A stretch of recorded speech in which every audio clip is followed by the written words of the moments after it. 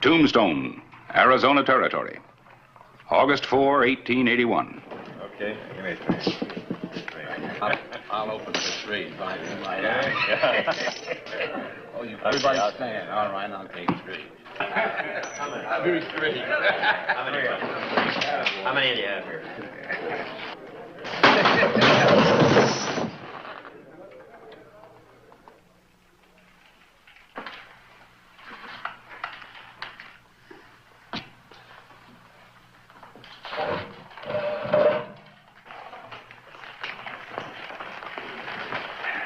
They been causing any trouble, Mr. Radcliffe?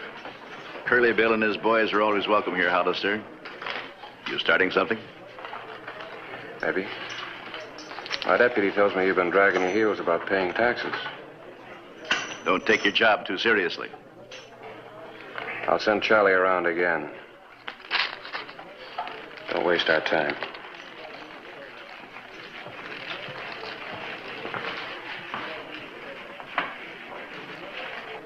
Come on, Monk, pick up your cards.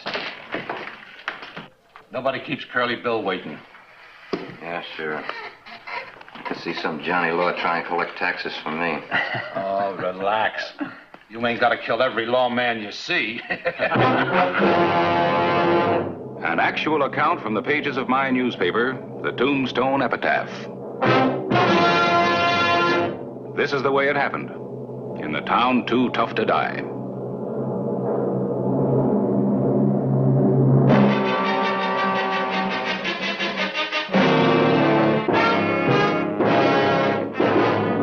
Tombstone Territory.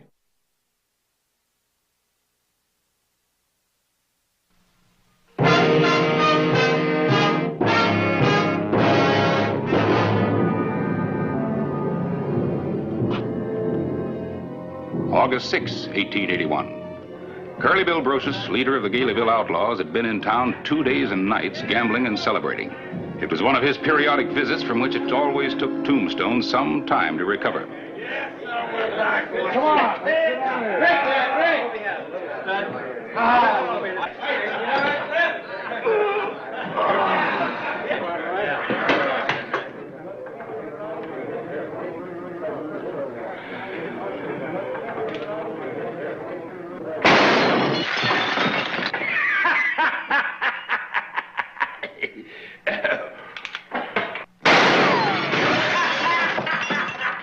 Too much light in here, and I'm sleepy.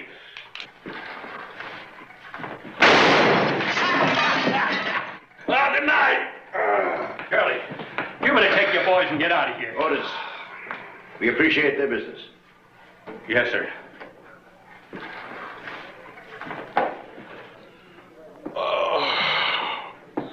I'll light it for you.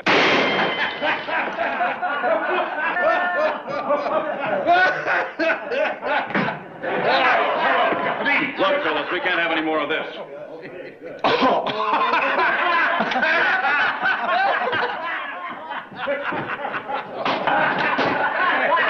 Who's doing the shooting? Well, I only lit Otis a cigar. Yeah? Nobody laughs at Curly Bill. You better give me your gun, Curly. My gun? And then you and your boys ride out of town. Give me your gun. Sure. Well, go ahead. Take it. I said take it. Take it, Charlie.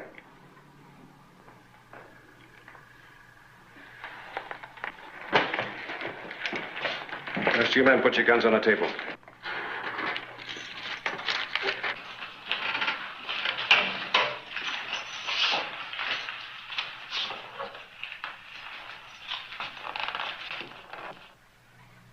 Not me. I might just tree me as sheriff. Not today. Spread out, boys. One of us will get him.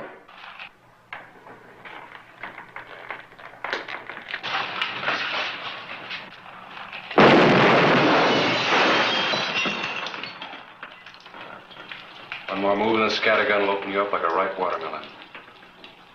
On the table.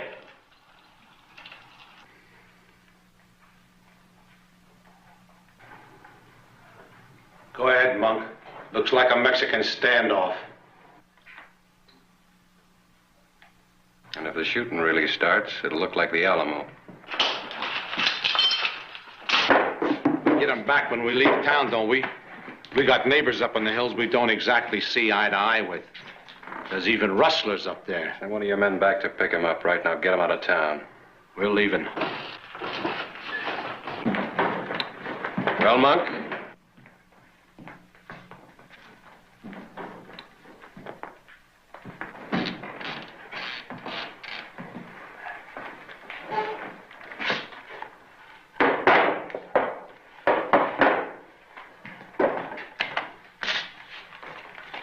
A real fancy tin horn, ain't you?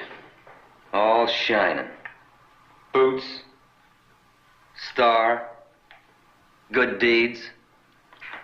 Someday I'm gonna dirty you up, mister.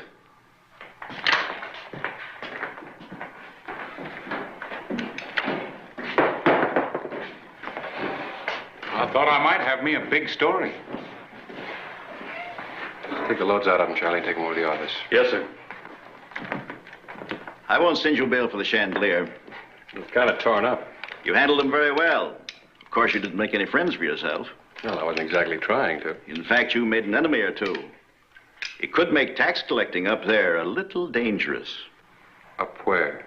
The outlying districts. Who's going up to Galeville to collect from Curly Bill and the other rustlers? There's nobody up there to pay taxes, Mr. Ratcliffe.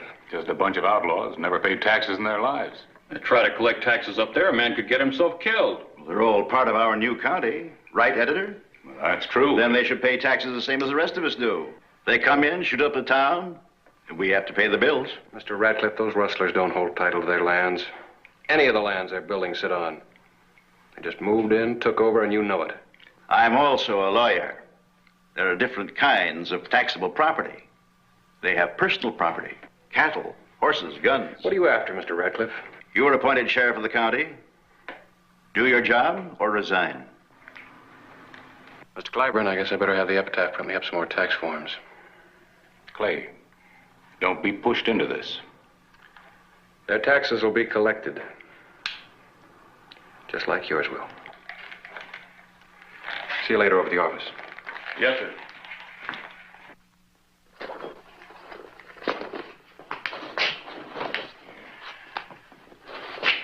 There's scarcely a man in Tombstone who'd blame you if you don't go up there. There's one. Ratcliffe. He just wants to get you killed so he can get his own man appointed sheriff. You're being uncharitable. I think you'd rather I resigned. Well, either way, he wants to dip his hands into those tax collections. No argument there. How many men you taking? Take a lot of men, somebody's bound to get killed. Well, what about you? Nobody's safe riding into Galeville. You should be taking the Fort Huachuca Cavalry. Taking this. This old scattergun take the fight out of a lot of men at close quarters. You know, outlaws are a peculiar breed. Don't mind getting killed with a nice clean bullet, but they get real jumpy when they might get messed up with a shotgun. August 7, 1881. Clay Hollister rode out of Tombstone, alone, through the Dragoons to the rugged Chiricahuas, down the eastern slope to the San Pedro Valley, where Curly Bill Brocious held sway.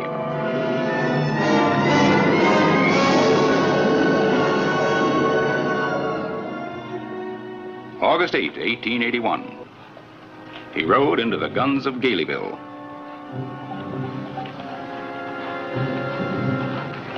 What is it? Well, looks like we got ourselves a Johnny Law. I can see his star reflecting in the sun.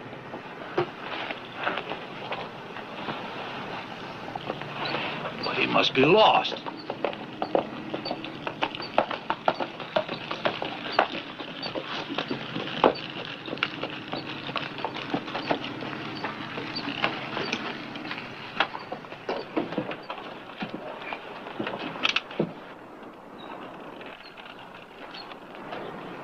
It's your friend, Monk. Yeah. He's mine.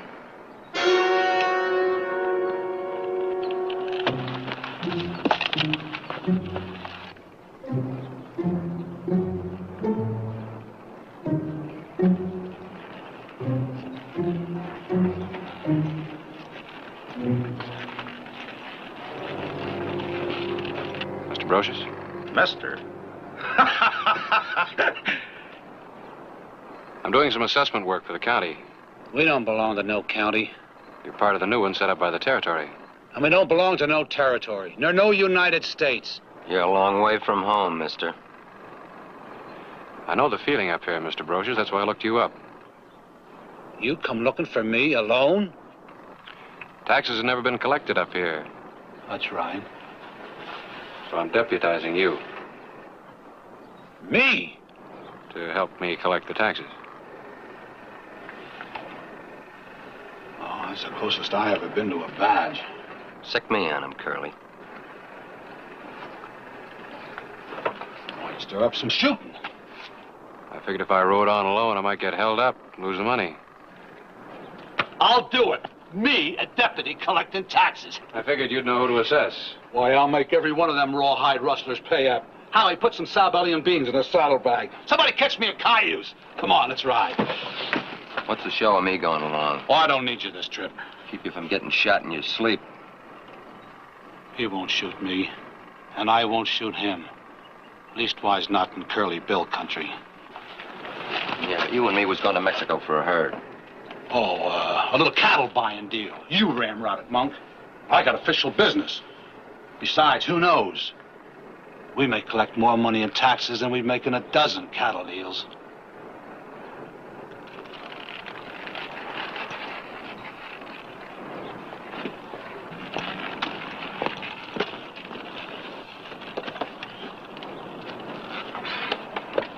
Five will get you 10. He kills Hollister. I hope he don't, so I can have him.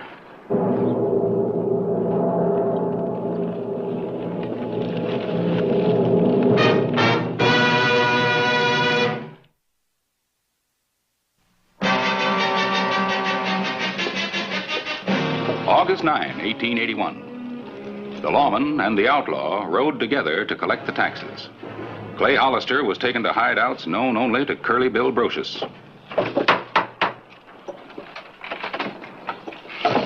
Oh, it's you, Bill. That's right, Lank.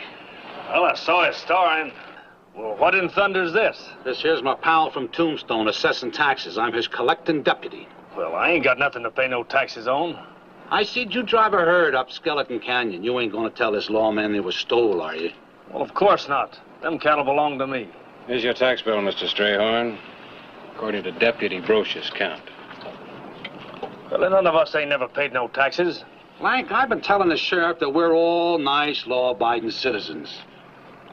Yeah, I know, but this says 200 head. All I drove off was 150. Then go steal some more. We can't be making out new tax bills. We got a lot of you short sports to cover.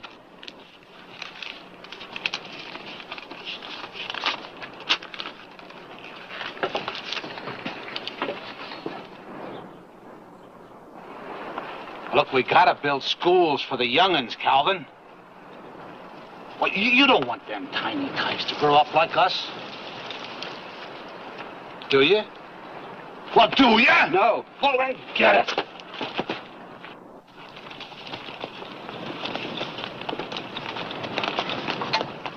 This place up on the hill, Bill. Oh, some old duffer runs a little store. Nothing worth taxing. You may camp out in the holler over there. I want to go say hello. Don't wait up for me. I may get to chinning.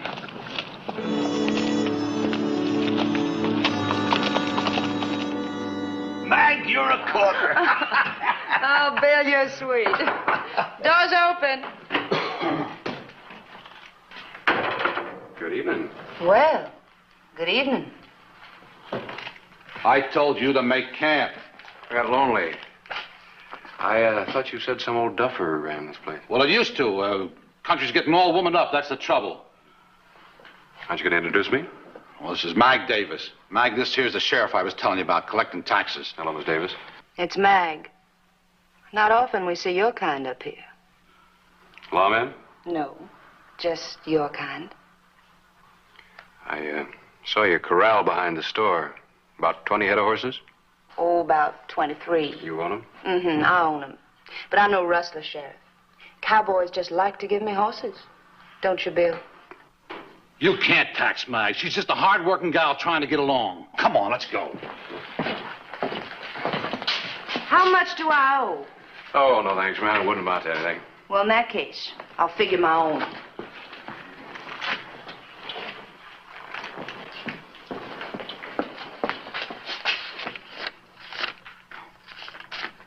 Oh, hold on. That's enough. You ready, Bill? Waiting on you. Good night, Bill. Drop in again. Yeah.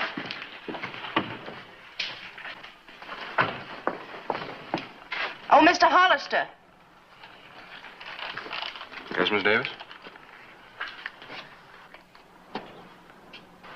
Good night. Hollister. Good night, man.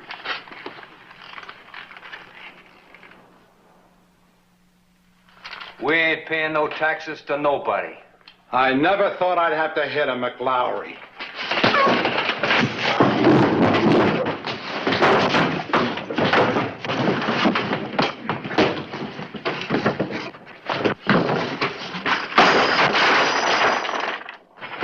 Give me my gun. No, we're after money, not killing. Yeah, that's right. We're after money.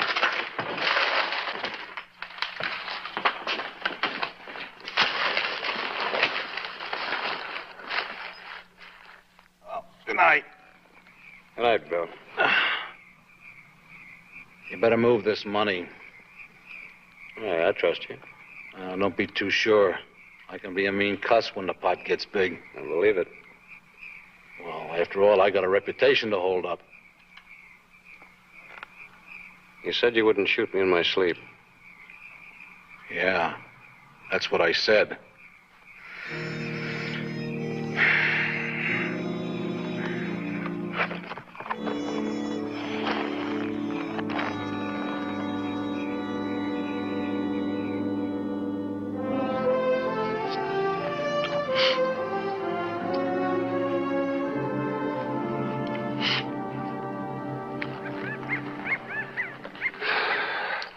That about enough tax collecting? Yeah. Well, this about wraps it up. Yep. If I can get it back to Tombstone. Well, you might turn the trick. You're pretty smart for a lawman. Not like your deputy back at the Crystal Palace. Hand me your gun, he says. He stands there and he says, hand me your gun. Hand me your guns. One at a time.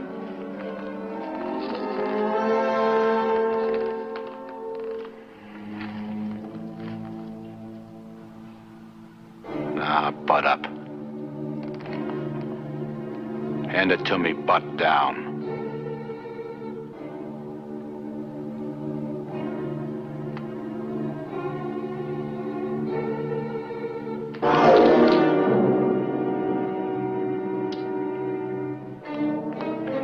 Looks like another Mexican standoff. Yeah. You're all right, son. Real nervy.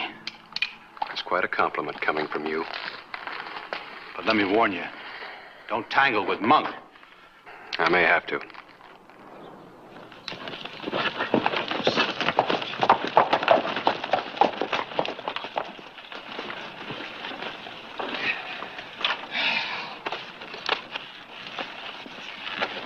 Thanks, Bill. You made a fine deputy. Don't I get to keep the bond? Compliments to the county. You wish you never seen that badge, Curly. Everybody between here and Tombstone's laughing at you. Me? Right, Howie? Played for a sucker by that smart pistol. He's baiting you, Bill. Nobody laughs at Curly Bill. Nobody. They are, thanks to your friend. You got it all figured out, haven't you, Monk? Where's my boys? Between here and Tombstone. In case the sheriff here tries to get off with the tax money. I'm going through. They'll really be laughing at you, Curly, if you let him get away with all that money. I'm still in Curly Bill country. He gave his word. You're crawling, Johnny Law. Did he make you pay taxes too, Curly? Me? I marked his taxes paid for services rendered. Now you're begging. Nope. Just trying to narrow it down, Monk. To you and me. Yeah. You two been pawing the ground since the Crystal Palace. Go on. Lock horns. That's just the way I want it. I'm riding out, Monk.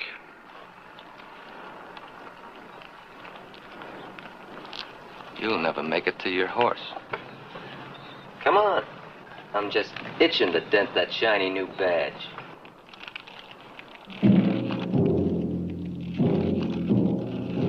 You wouldn't be aiming to blind me with that badge now, would you? Big Johnny Law.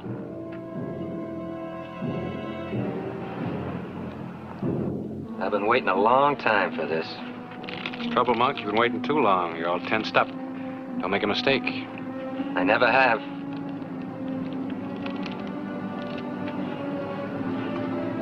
What's that supposed to be? Just relaxing my trigger finger. You're stalling. Go for your guns.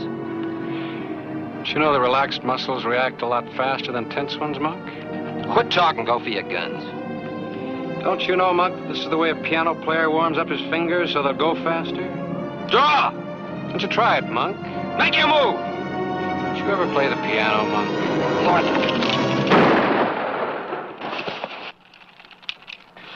You tricked me. All that talk. Dirty Johnny Law trick. Tricks to stay alive. Throw the other one in the tank, Monk.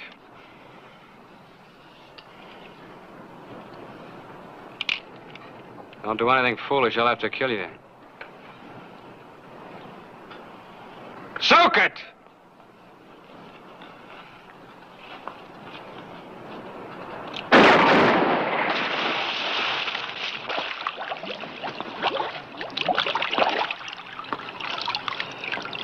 Dirty Johnny Law.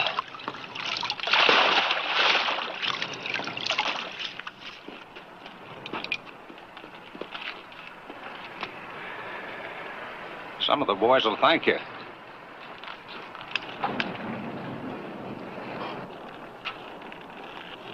Howie, come here.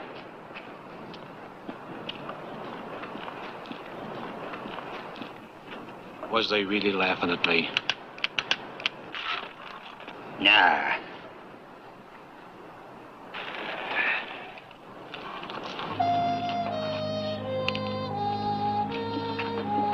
Bye, Bill.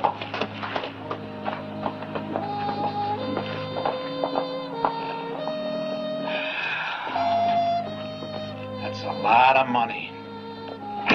Man shouldn't make no promises.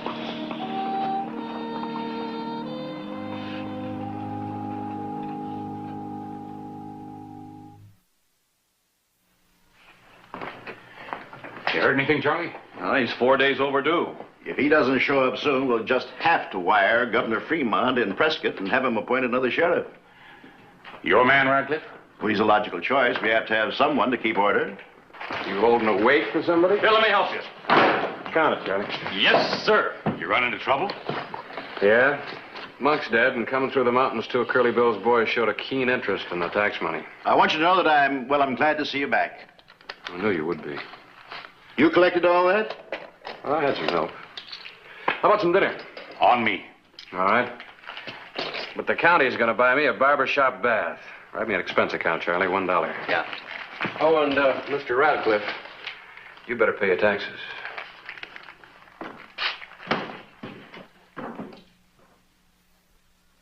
Whistle me up a memory, whistle me back where I wanna be, whistle a tune that'll carry me to Tombstone territory.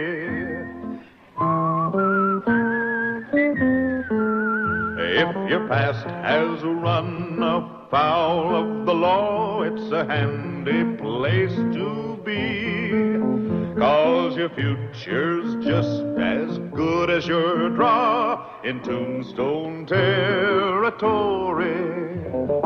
Whistle me up a memory, whistle me back where I wanna be. Whistle a tune that'll carry me to Tombstone territory.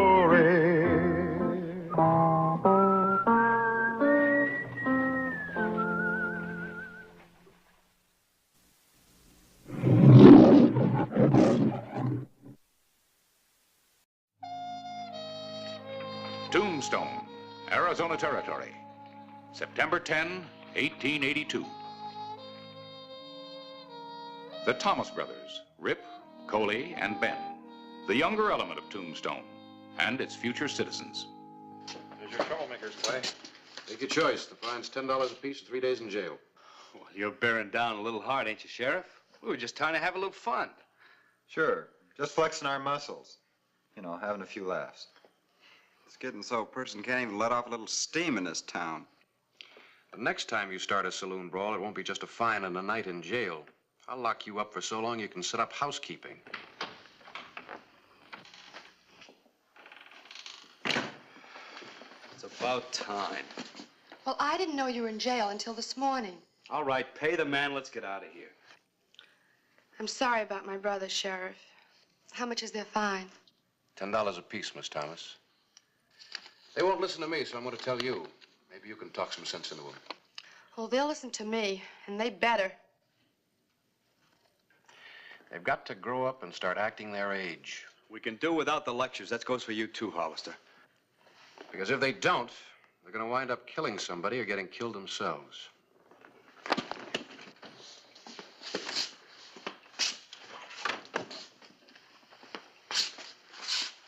There are your guns. Keep them holstered. Yes, sir, Mr. Sheriff. At least for now.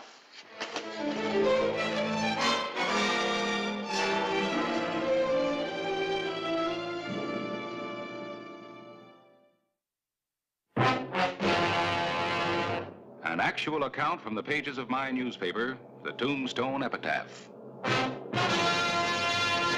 This is the way it happened, in the town too tough to die. Tombstone Territory.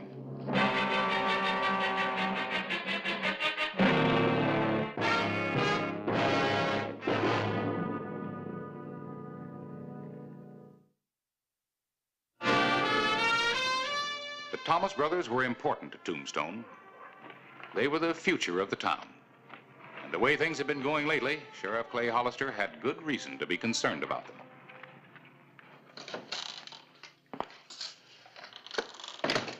Morning, Clay. Hello, Harris. On my way to breakfast. Care to join me? No thanks. I'm not hungry. Just had a stomach full of the Thomas brothers. It's the third time this month I've had to hold them in. You ought to keep a permanent cell for them. Charge rent. A second home, so to speak. Uh-oh, trouble.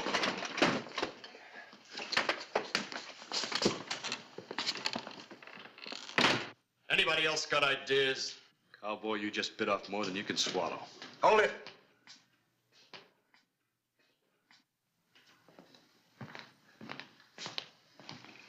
Give me the gun.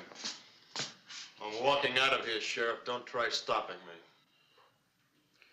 Give me the gun.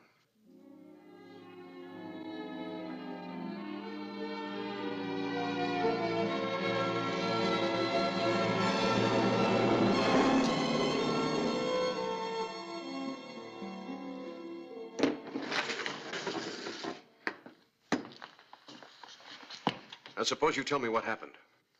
We were just trying to have a little fun when all of a sudden he get mad. He shot Ben before we knew what was happening. How about hearing my side of it, Sheriff? That is, if you're interested. I'm interested. Let's go.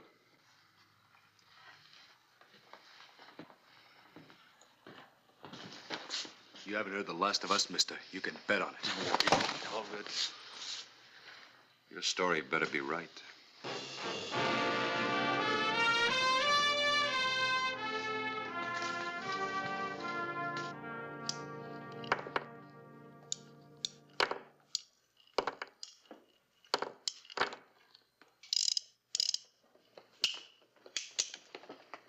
settled down enough yet to start talking? I didn't ride into this town looking for trouble, Sheriff. All I wanted was a job. I warned them twice to leave me alone, but no, they had to keep calling me a saddle bum and a drifter. Got a lot of laughs out of everybody. Then, accidentally, on purpose, one of them spilled his drink on me. So you repaid the compliment by shooting him? Talking doesn't get through to some people, Sheriff. They have to be shown. Well, that little demonstration may get you a term in jail. You ever had trouble with the law before? You mean locked up? No.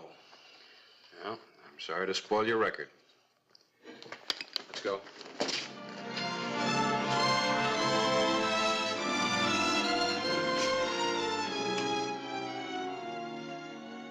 Hello, Harris.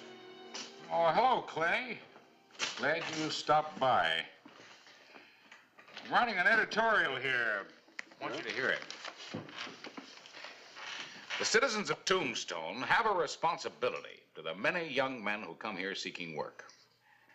Let us demonstrate our friendship by offering them a fair chance at jobs and the opportunity to become decent citizens. Tolerance will make our community a better place to live. Well, then it goes on, but that's the idea. What do you think? Oh, I think the same as you. Just come from a long talk with Judge Parker. We talked about Paul Hayden. I guess he's the one who started this. The kid needs a break, no doubt about it. Judge has given him one. He's put him on probation. Oh, Clay, I think that's an excellent idea. Of course, there are going to be some problems, but between the two of us, I think we can work them out. What kind of problems? Well, as sheriff of Tombstone, I couldn't very well have him paroled in my custody, so I had him paroled in yours. You did what? Well, now, just don't go bringing your blood to a boil. Well, you might have consulted me first. It never occurred to me that you'd object. Oh, it never occurred to you. Well, I do. I've got too much to do around here to properly take care of the boy. Calm down. No, sir, it's too much responsibility. Wait a minute. Let me read you something. The citizens of Tombstone have a responsibility to the many young men... All right. Trapped by my own editorial.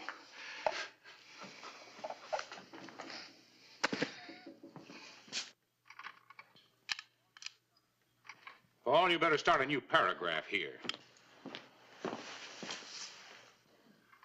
Well, hello, Karen. This is a pleasant surprise. Hello, Mr. Claiborne. I was just passing by and remembered I hadn't renewed my subscription to the paper. Oh, shucks. I thought perhaps this was a personal call. Oh, excuse me. Paul, having such an attractive young lady in the office almost made me forget my manners. Miss Karen Thomas, this is my new assistant, Paul Hayden. Pleased to meet you, Miss Thomas. Hello. Well, I better pay you and run along. I don't want to be late for the bank.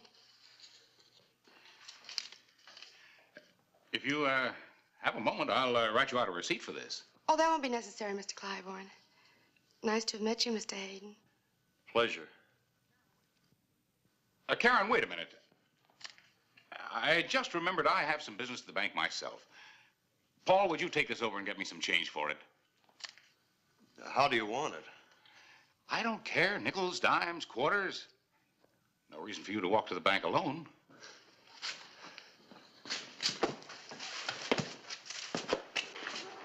You don't mind company? Oh, I'd be delighted, Mr. Hayden.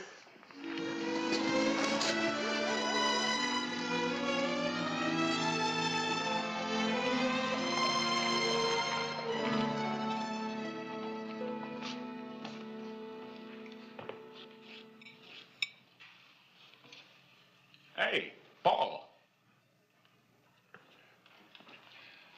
Well, aren't you something? No need to ask what happened to your paycheck. You're wearing it. Sit down.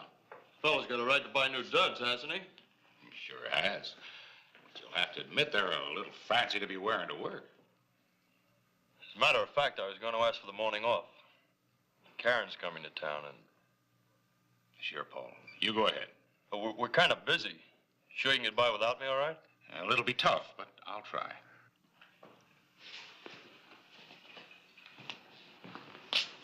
Well, now, look who's just leaving. Well, just the man I've been looking for.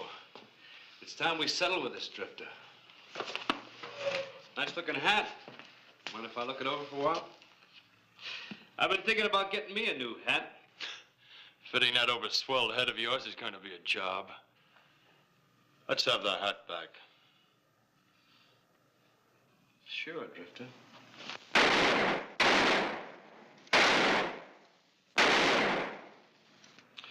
There you are. Put a few air holes in it for you. I'm not wearing a gun or I'd give you something to shoot at.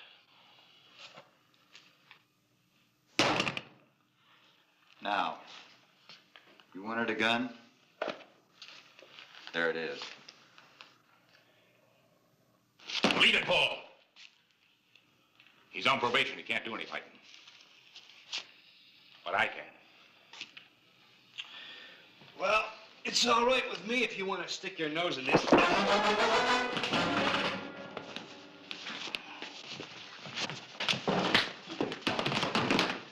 Is this a private fight or can anybody join in? All right, what's going on? Never mind, Clay. There's no real harm done. That's right. The drifter here is on probation. Don't want him getting into trouble. You want to prefer charges, Harris? I'll lock him up right now. No.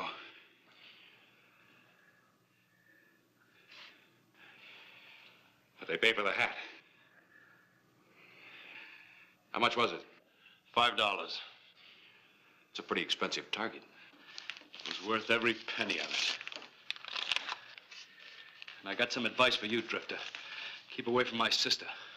And if I don't? The next time we shoot at that hat, you'll be wearing it. You should have let me lock him up, Harris. Why? It's never done any good before. A couple of days in jail isn't going to teach them anything. They bother me again, I'll start their education. And I'll finish it, too. No, you won't, Paul. You do that and I'll finish it by jailing all of you.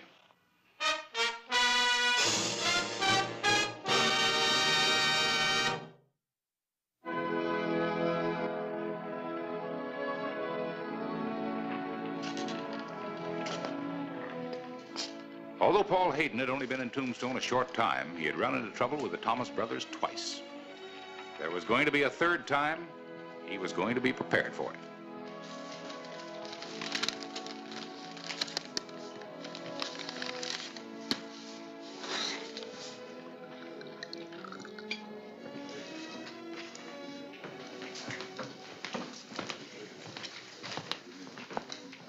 Oh, Paul? Been shopping? Picked up my shirts at the laundry. Looks like a lot of starch in your shirts. You know, I could swear I just saw you coming out of the gun shop. Probably some other fellow.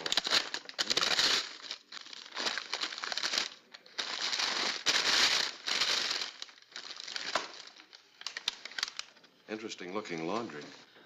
The way I look at it, wearing a gun's part of being dressed. Probation law doesn't agree with you. It says you can't carry a gun or leave town. Does it say what I'm supposed to do about Rip Thomas and his brothers? No, but I can tell you. Grin and bear it. Yeah. They're not pushing you around. Would you rather serve out your sentence in jail? Look, Paul, you got a good job and you met a nice girl. Could be worse. I'll keep out of trouble. All right. And you won't need this. Take it back, get your refund.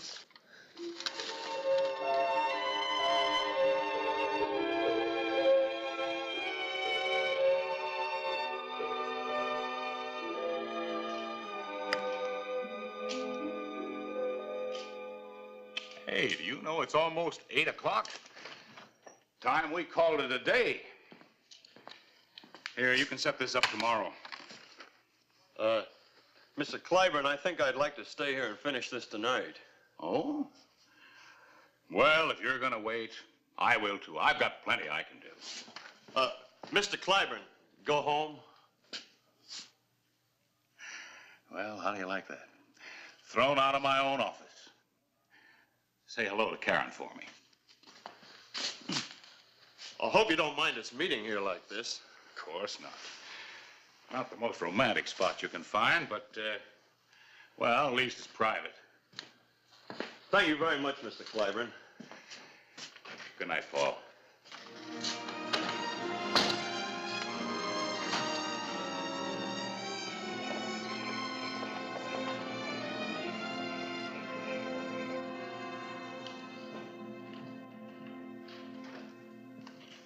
Get the shades, Ben. Well, you look surprised, Drifter. Maybe you were expecting someone else. We told you to stay away from Karen, but you don't hear too good, do you? Not when you talk. Well, by the time we're through, maybe you'll learn to listen a lot better.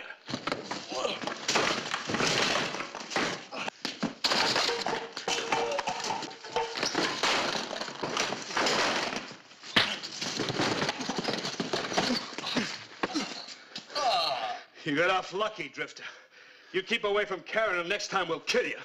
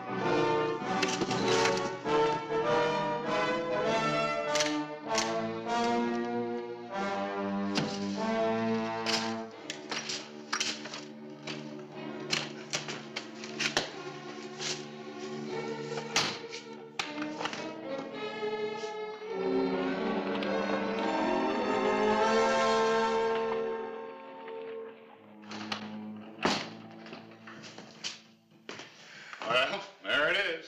Isn't that a nice mess? No need to guess what happened after you left.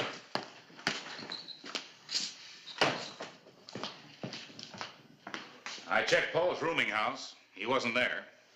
And his horse is missing from the livery stable. Well, if he's left town, he's in trouble. The boy would have been just fine if Rip and his brothers had left him alone. I'll take care of them later. Right now, I'm more concerned about Paul.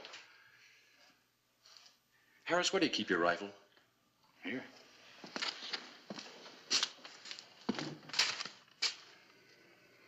Well, it was here when I left last night. We better get out to the Thomas place.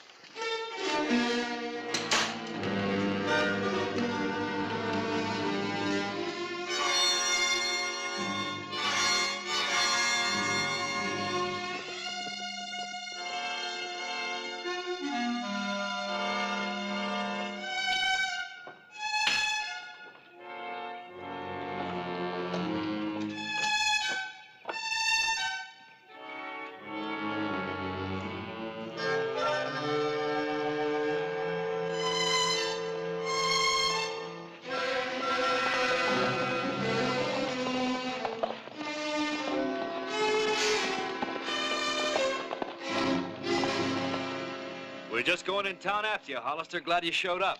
I'll bet you are. Particularly after what happened to my place last night. Have you seen Paul? The Drifter? No. But when we do... He was here. And when he left, he took Karen with him.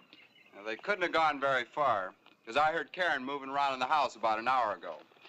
Him running off is a violation of his probation, isn't it, Hollister? I'll bring him back. Well, you go right ahead, Sheriff. We'll just look for Karen. Yeah, and when we find her, if she just happens to be with that Drifter, well, that's his tough luck. Okay, let's go.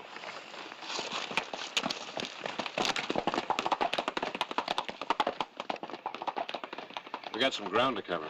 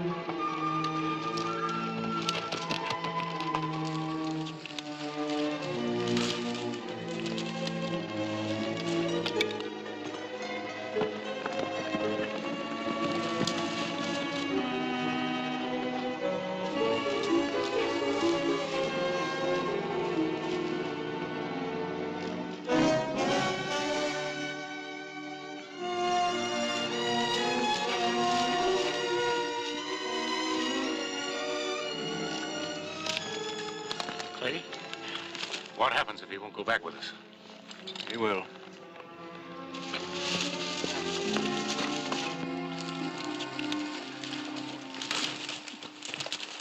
Nice day for a ride. Sure is, Sheriff. And we're going to keep right on enjoying it. Paul, we've come to take you back to town.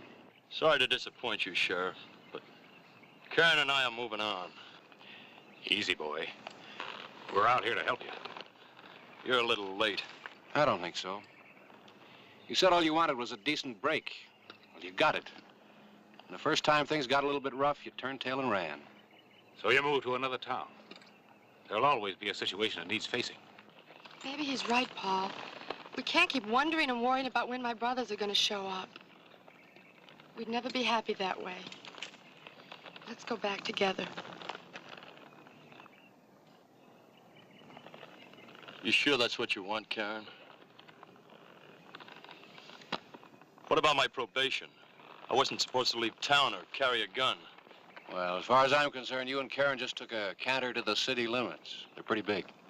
Thanks, Sheriff. Harris, you take Paul back to the shop. Karen, I want to ride to the ranch with you. I want to talk to your brothers. Fine.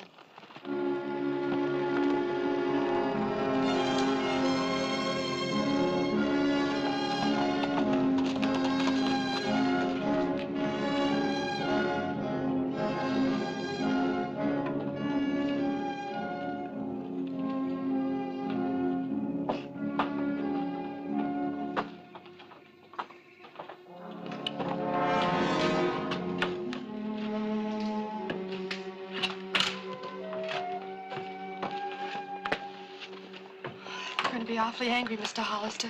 So am I.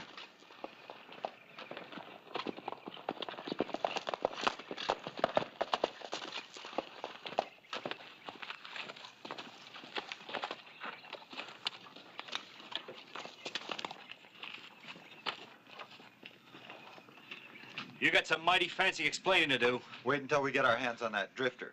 Look, Karen's back and there's no harm done. Keep out of this, Hollister. This is a family affair. That's right. Just because you're wearing a badge doesn't give you the right to keep sticking your nose into our business. I say it's a good thing he has it on. It gives him protection. Well, I can always take it off. It's about time somebody taught you three to grow up. Since nobody else has offered to do the job, I'll volunteer. Hollister, beating you is going to be a pleasure.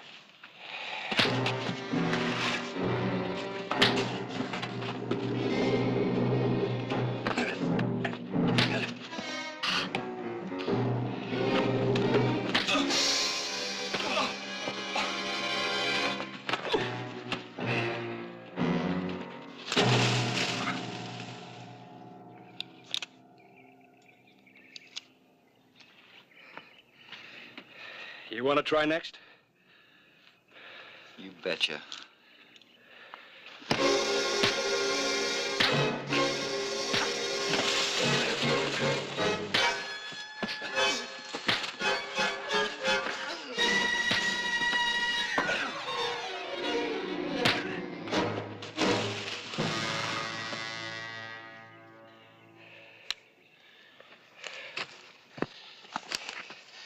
You still feel like fighting after your arm gets well, you know where to find me. I want you and your brothers in my office tomorrow morning at 10. Thanks.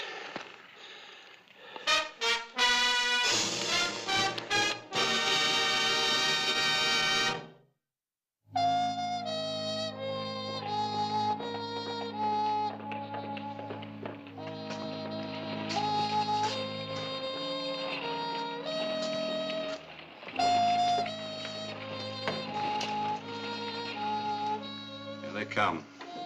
All spruced up.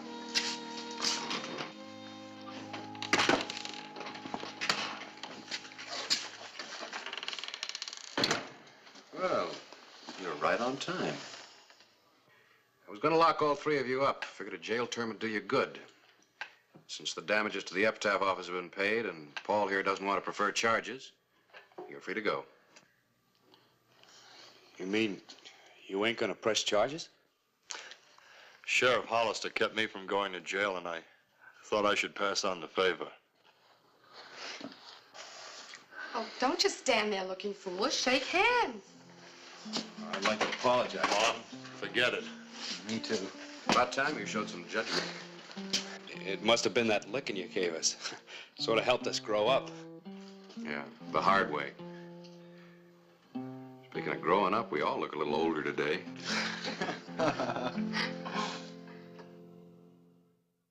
Whistle me up a memory, whistle me back where I wanna be, whistle a tune that'll carry me to Tombstone territory. If your past has run afoul of the law, it's a handy place to be, 'cause your future's just as good as your draw in Tombstone territory. Whistle me up a memory, whistle me back where I wanna be, to Tombstone territory.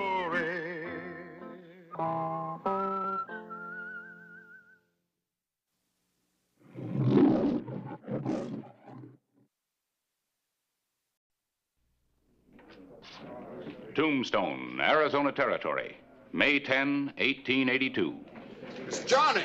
Oh, hi, Johnny. Welcome back, Johnny. Did you buy any cattle while you were down in Mexico? No, I tried, but those people insist on giving them away. Hi, Johnny. Well, How's your health? fine. You fellas ready to play for some money? Some real money? A lamb comes for the shearing. How'd you find that country down at the south? Fine. It was quiet when we rode in and Full of rats when we rode out. Your deal. Tell me in Charleston that Tombstone is once again a hotbed of reform. The cowboy element is to be drummed out, and law and order will reign supreme. Sounds like somebody's trying to make a reputation. Yeah, new judge, man named Reese. Just been appointed. Quick man with a rope. That's caught up. John Ringo is a killer, a horse thief, and a cattle rustler. Huh? Well, what are you going to do about it? Oh, he'll be asked to leave Tombstone. And if he gets mean about it, he'll be digging his own grave. An actual account from the pages of my newspaper, the Tombstone Epitaph. This is the way it happened, in the town too tough to die.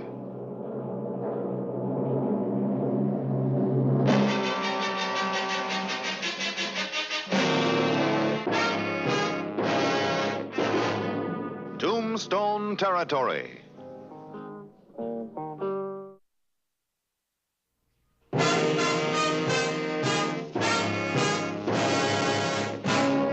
May 10, 1882, Clay Hollister was returning from Galeville. In Tombstone, Johnny Ringo's luck was running against him. Call. All black, Johnny. He's high. Second best 3 hands in a row.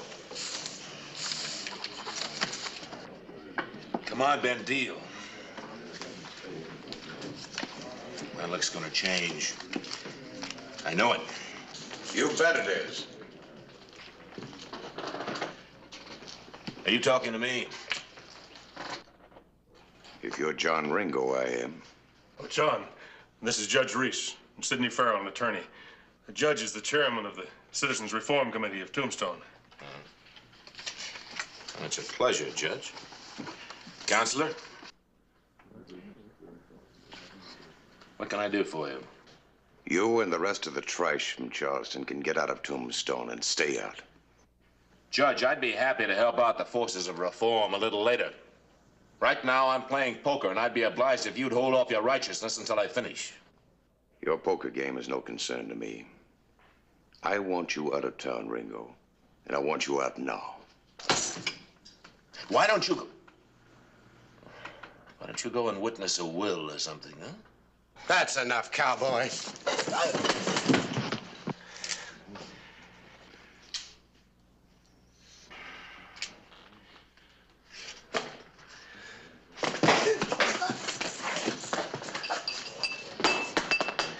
You keep away from me. Both of you.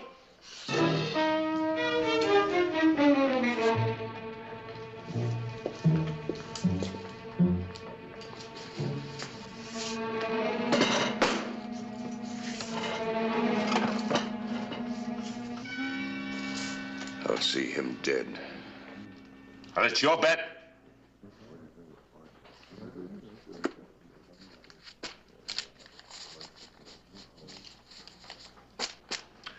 $1,000. I get out in time. I'm through now.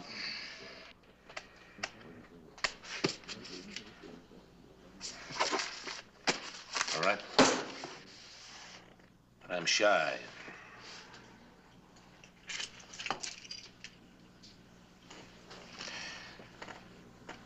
This is worth 500.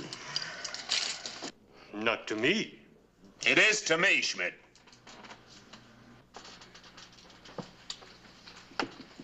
So what are you so proud of? Full house. 7's over. Still second best. 4 jacks. Hold it. You've had the top hand all day. Now I've got it. I told you this watch was worth $500, didn't I? Johnny, don't ride a good thing too far. 500. I'll see you later, Ben.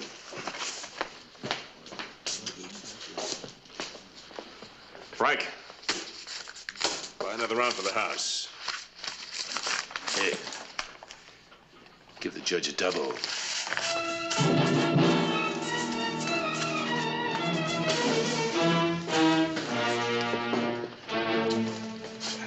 Well, this is what we've been waiting for. If Hollister doesn't put that outlaw behind bars, then the honest people of Tombstone should do it for him. The judge is not that important. Now, Johnny's a kind of a sudden man at times and a little unpredictable. Yeah, he'll make it good. The judge is right. I'll get Hollister, and if he won't take action, then I'll deputize someone who will. Well, you best have a seat, Judge, unless you plan on going after Johnny yourself. Clay's over in Galeville. Won't be back till late this afternoon. Johnny Ringo rode hard for Charleston, a wide open town 9 miles southwest of Tombstone.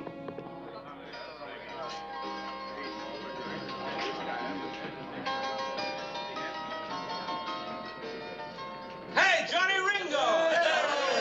Well, business is good. Well, do win or lose? I won. Boys, I took the game at the Oriental for better than $2,000. Hey! Shut him up, Harry. Drinks on Johnny Ringo. Come on,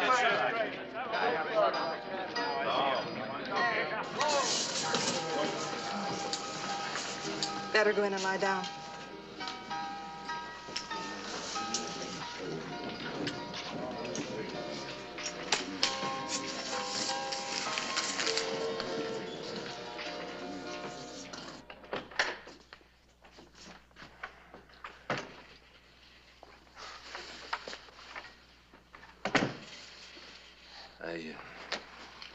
I did a real foolish thing, Flo. I didn't win this money. I stole it. I was second best, all right. You know what? I even lost my watch. So? So I cleaned them out with a 44. Somehow, I got the notion that I was real smart. I had to improve my luck.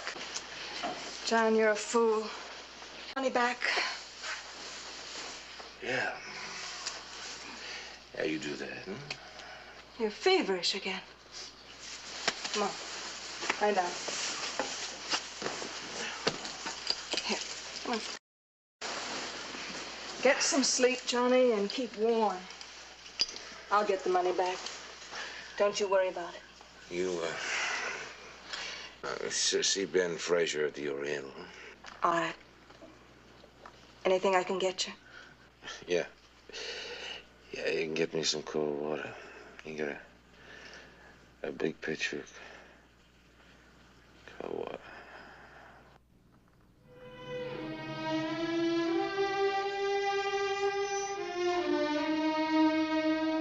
In Tombstone, Clay Hollister heard about Ringo from Judge Reese. Hollister, you're making a farce out of law enforcement in this country. I want to make an investigation. You haven't time. Ringo's probably in Charleston spending the money he stole right now. Yeah, well, I don't make a move until I talk to the complaining witness. Look, I was there. You don't need any other information. Your duty is to swear out a warrant.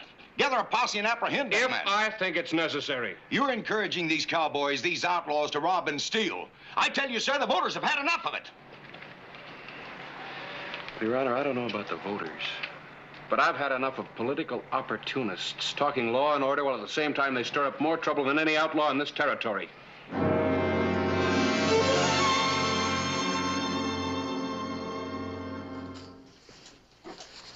It's all there, except for the price of a round he bought at my place. When you get back, Flo, have another round on us. I'll do that. Afternoon, Flo. Alice. Hello, Clay. I understand you gentlemen had a little bit of trouble this afternoon. Go ahead and tell him. He insists on taking your statements before swearing out a warrant. Warrant? Warrant for what? For the arrest of John Ringo. Or his armed robbery a source of levity to you? I don't know about this levity, mister, but the money's right here. John made a little mistake. Nobody got hurt. No use carrying it any further. Charges? No charges. Good, I'll have a talk to John. Talk? Talk. Come on, Flo.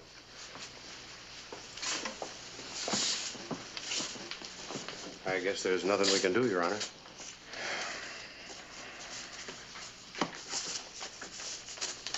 Oh, yes, there is. May 11, 1882. Judge Reese pressed for Ringo's arrest. There you are, Sheriff. A warrant for John Ringo. Duly sworn and signed. I wish you'd reconsider this, Mr. Schmidt. Your duty is to serve that warrant. I have 6 men outside. They will serve as your posse. No, they won't. You can't bring him in by yourself.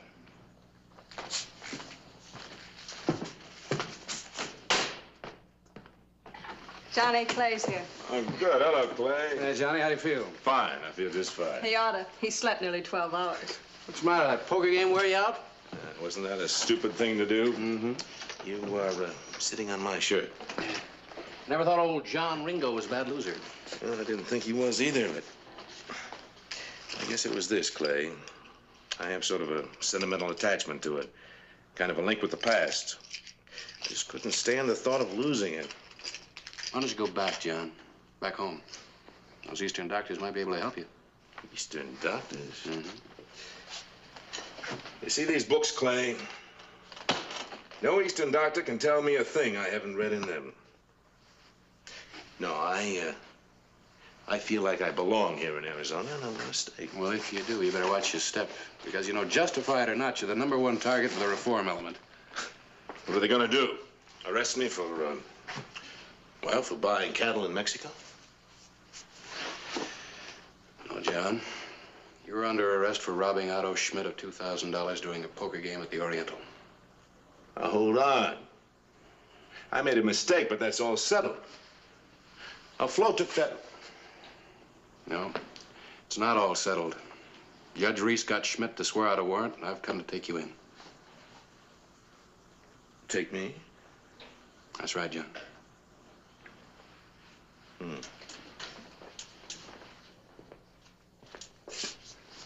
This charge, it won't really hold up in court, will it? Not a chance. Just that the cleanup boys are hoping that you'll resist arrest. They want to kill 2 birds with 1 stick. They want you, and they want me out of office. I can understand that. All right, Sheriff. Take your prisoner into town and lock him up. The morning of May 12, 1882. Johnny Ringo's blinding headaches continued to torture him. His blackouts became more frequent.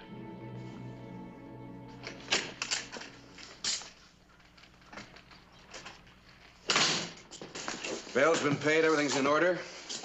All we gotta do is wait here from the judge. When it comes to his honor, I'm a man of little faith. Let him go, Sheriff. Judge Reese has approved the bond. Well, looks like my judgment was a little hasty. Give my regards to Flo. I will. Adios, Clay.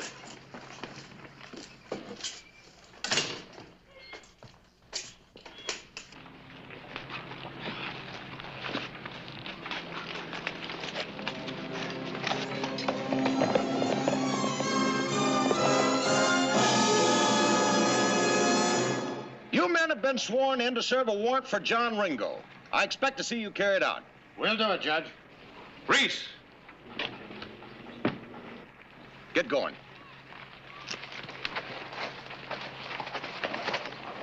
What's going on? Sheriff, you took it upon your own recognizance to release a criminal under arrest for armed robbery. I took it upon myself to apprehend that prisoner. Farrell told me you'd signed a bond. I'd done no such thing. Obviously, Farrell was mistaken. No, I'm the one who made a mistake. Not double-checking you and your lawyer.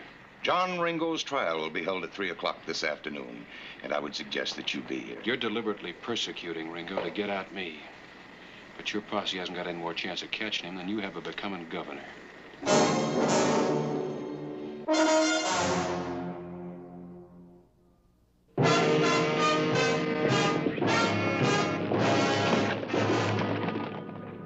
Noon of May 12, 1882.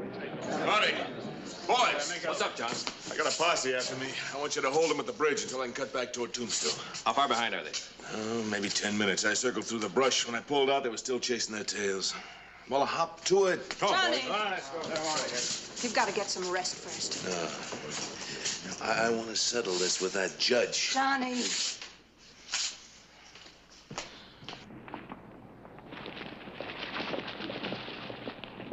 Welcome to Charleston.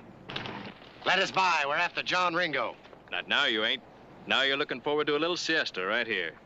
Step off them horses, careful like.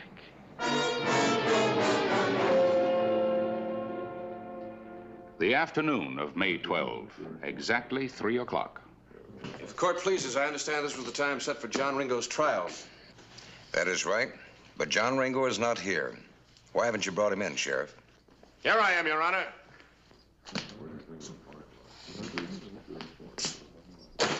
I consider myself in custody. I suggest, Your Honor, that you either proceed with the trial or permit bail.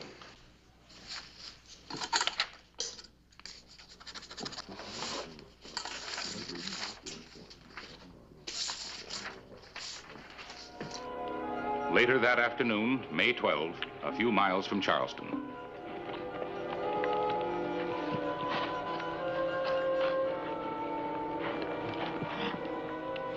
Judge Reese's posse was returning to Tombstone. Get him!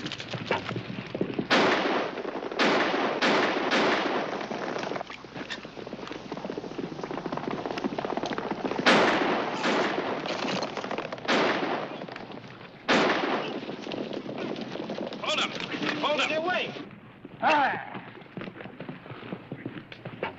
If we can force him across the desert, he's got 60 miles without water before he hits the Chiricahuas, and he won't make it in a hurry. You go back and get the judge and all the canteens of water you can find. Right. All right, now, try and save your horse. Let's go. We've got enough water. Let's move out. What's happening, Clay? Johnny's in trouble. They were shooting and he had to run. Johnny Ringo had killed a man. It was up to Clay Hollister to bring him in.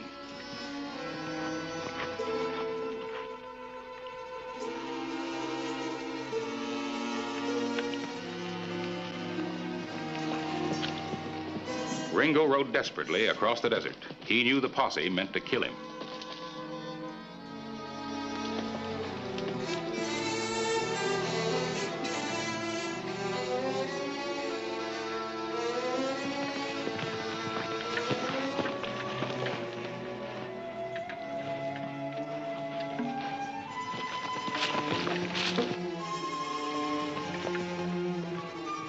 Judge Reese joined his men. Ringo had been sighted on a ridge up ahead.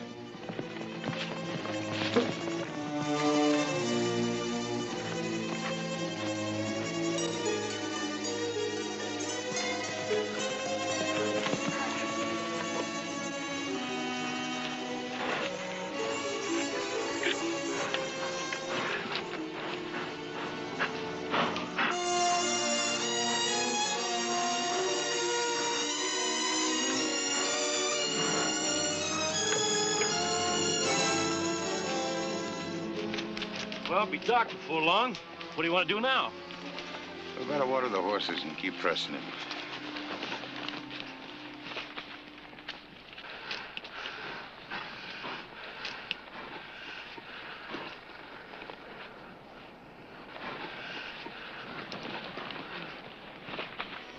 May 13, 1882.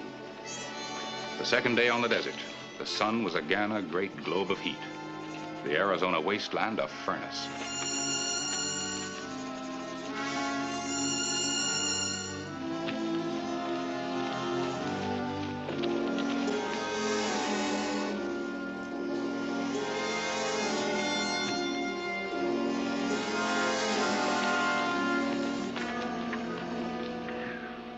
The hunted. And the hunters. Clay Hollister had picked up Ringo's trail. He had made better time than the more cautious posse.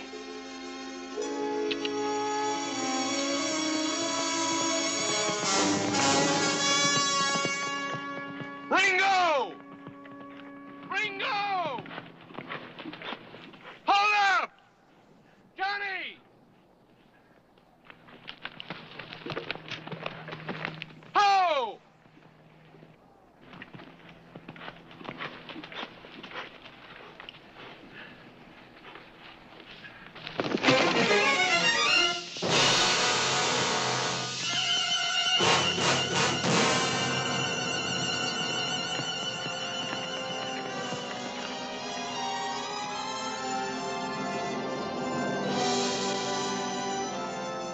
The greatest fear of men who know the desert, Johnny Ringo was left afoot.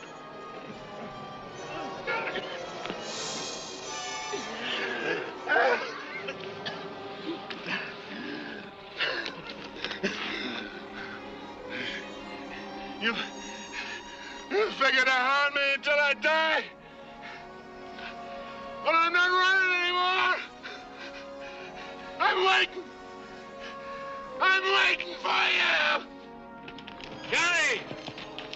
Johnny Ringo! Here I am! Drop it, John.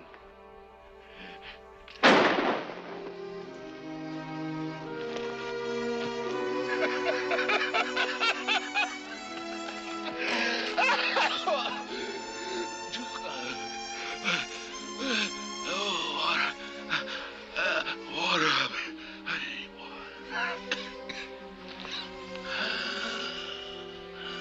I know where I can get you some water.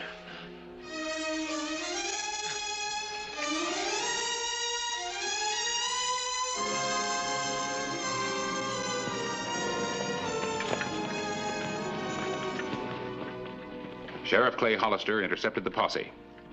He's disarmed? And in my custody. You boys can go on home. Judge Reese had ridden on ahead of his men to search the mouth of West Turkey Creek Canyon.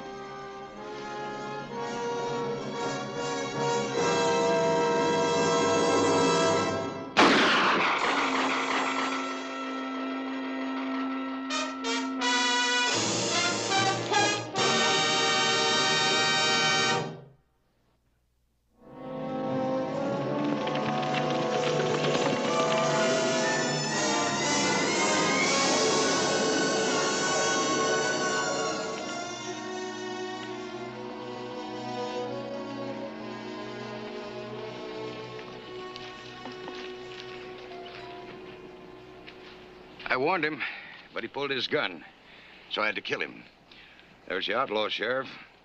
Turned out that Johnny Ringo wasn't so fast after all. He didn't have a gun.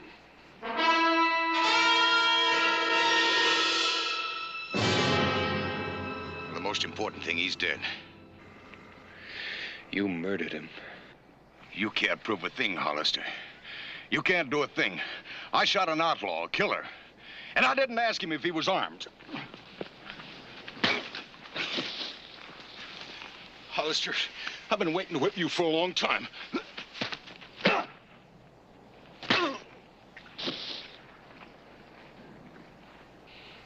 There's going to be a trial, Reese. But even if you do get off, wherever you go in Arizona, there'll be people waiting for you. Friends of Johnny Ringo. They'll have guns. They'll be looking for a chance to use them.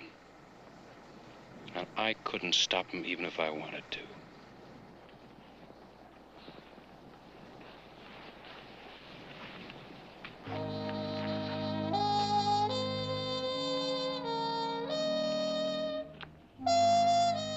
Johnny Ringo was buried where he died. A pile of stones marks his grave in the Chiricahua Mountains of Arizona.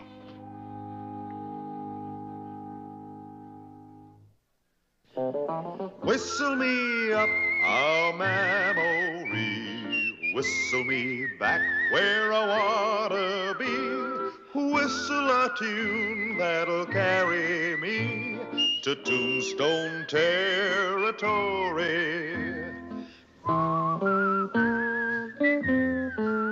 If your past has run afoul of the law, it's a handy place to be, 'cause your future's just as good as your draw in Tombstone territory. Whistle me up a memory, whistle me back where I wanna be, whistle a tune that'll carry me to Tombstone territory.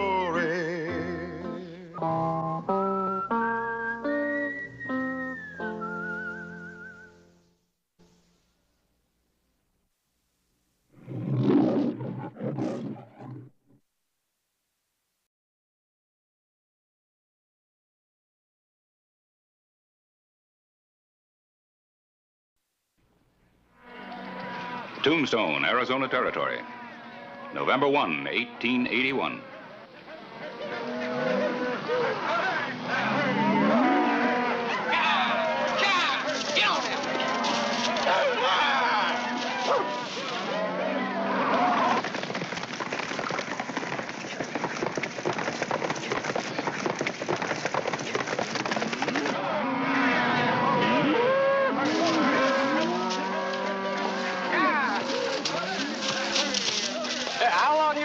Tombstone. Half day, maybe. Blink when I head to check. Just can't wait to blow the dust out, eh, son? After 6 weeks of this, you're right. Yeah, just don't forget it's only a stopover. You save your head of steam till we get this herd to the fort. Fill our Army contract. Sure, Bob, anything you say. Just a little bit of steam in Tombstone. About 10 miles to go, Sam. Yep. Can't be any too close for Tully. How's he holding up? Like a Brewster should. This drive will simmer him a little low. He's sure looking forward to treeing Tombstone. So am I, Sam. So am I.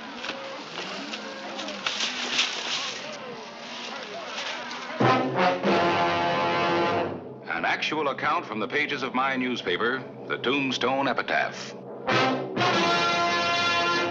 This is the way it happened, in the town too tough to die.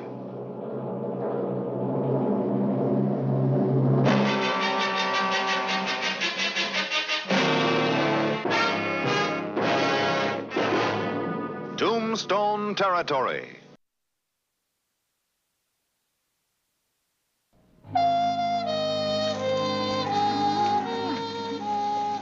The afternoon of November 1, 1881. Sam Brewster and his trail drivers finally bedded the herd and rode for Tombstone.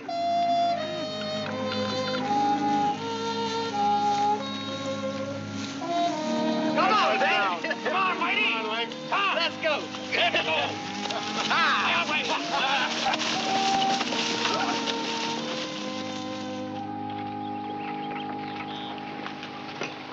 I don't relish your job today, Clay. Not with Brewster's crew.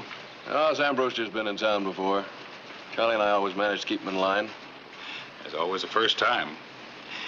It's too bad there isn't a special street somewhere off in the desert just for cowhands coming in off a long drive.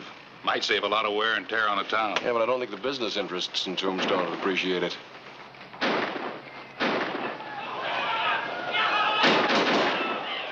Looks like it's time for you to start protecting their interests. All right, see you around.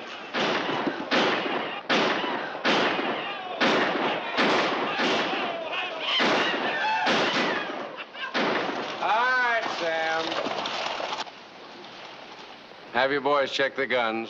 Don't want to get anybody hurt. And the town's yours. Now, boys, let's do what the man says. I don't go naked for nobody. Right out the way you came in. Whoever heard of no guns in a town?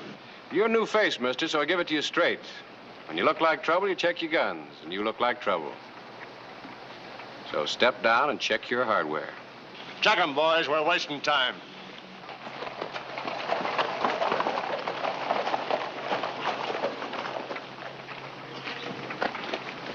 Hey, looks like somebody's finally gonna get you to take off them guns. There's more than one place to carry a gun. Come on.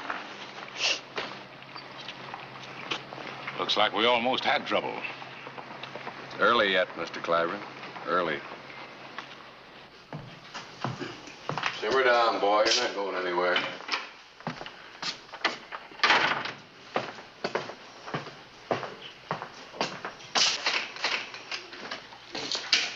Oh, things quiet, Charlie? Kinda. Just saw Sam Brewster sending 2 wagon loads of supplies out to his camp. He and his boys sure spread cash when they come in. So long as that's all they spread. I figured things were getting too quiet.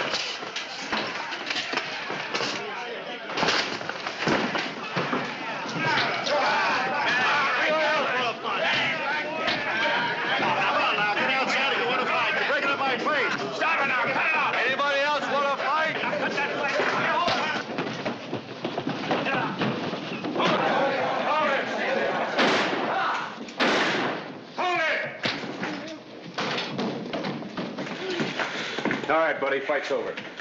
It's about time you showed up, Sheriff. Look at the place. You all right, Tully? Yeah.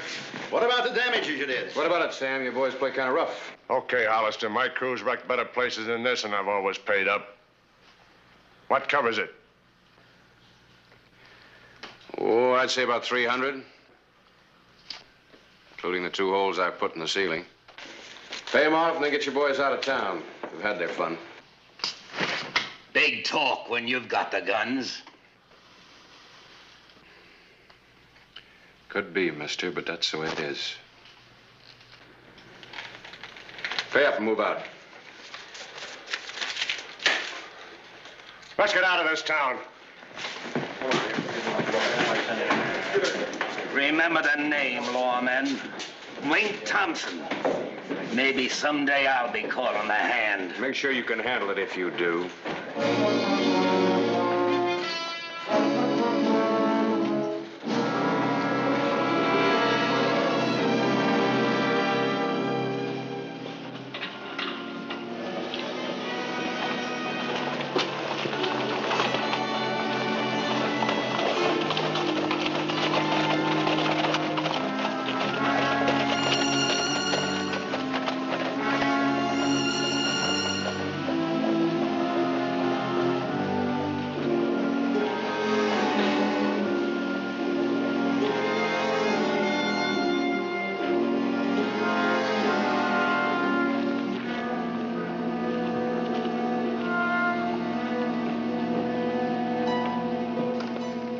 Sure glad to get rid of them.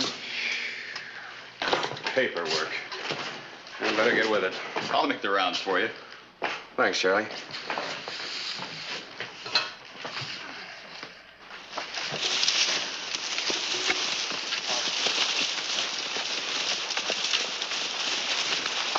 Hey, Lane. Where's Tully? Beats me. I thought he was holding up the rear. I'll go back. Better ride along with you. There might be trouble. No, we're too short-handed as it is. May as well get the herd moving. It's cooling off and get some miles on them. No loss of weight. You're the boss. Tully and I'll catch up. I sure would like to run into that sheriff again. I hope we don't run into any Indians. Gotta get these cows to the fort. And then? Tombstone, maybe. No herd to worry about.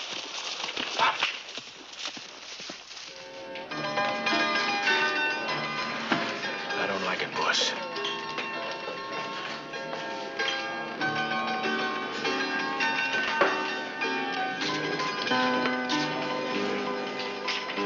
Just sitting there waiting. I don't like it. This money's as good as anybody else's. Sheriff ain't gonna like it either. Maybe that's who he's waiting for. Wouldn't be any skin off my nose.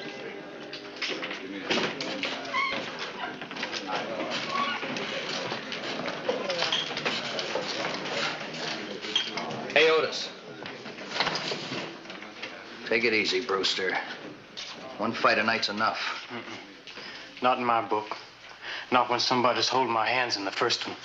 That was an accident, kid. Come on, step up to the bar. I don't drink with a man that's got a yellow streak in him. You don't mean that. You've been celebrating. So now a Texan can't even celebrate a little, huh? I better find Hollister, huh? Yeah. There, maybe you can use that for drinking. Better get out of here, Brewster. Hey, Ted. Yeah, Mr. Radcliffe. Nobody moves. I still got a little unfinished business here. It's finished now, Brewster.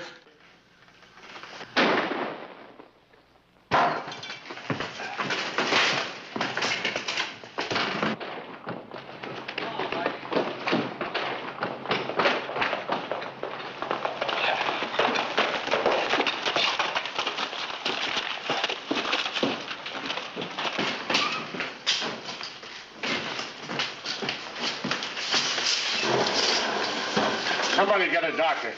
We'll get him over to Doc Cunningham. Who did it? Easy, Sam. He pulled a hidden gun. Charlie here had to shoot him. That's right, Brewster. It was self-defense. How is he? That's tough to say. That slug's gonna have to come out first. Call a doctor. I'll get one of my own. Easy, Sam. Charlie, get him over to Cunningham's. Can somebody help him? I'll help him.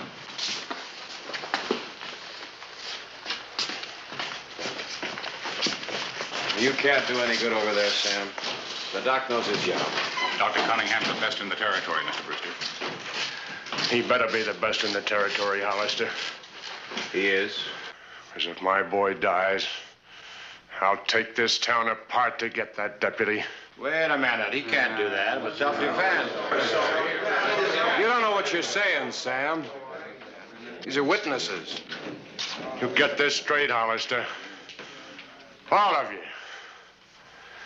If my boy dies, my whole crew's coming back. And nobody checks our guns.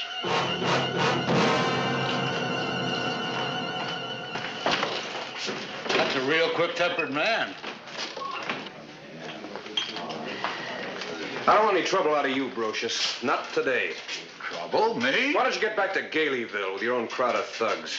Oh, things are getting a little tame up there. Yeah? Well, just stay in line. I have to. Curly Bill Brocious without a gun. Which is why I made you check it. Well, you know I don't start no trouble. I finished a little in my time.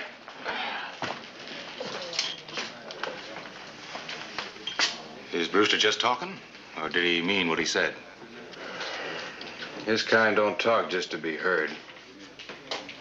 I got an idea you'll have something to print before this is over. It won't be a basket social.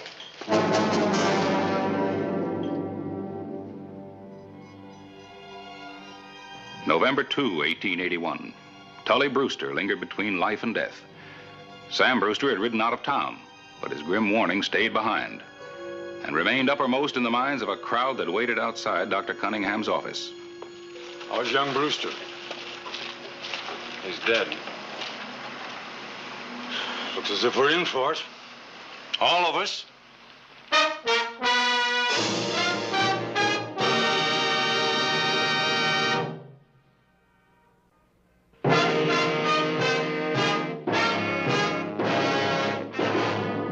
November 5, 1881.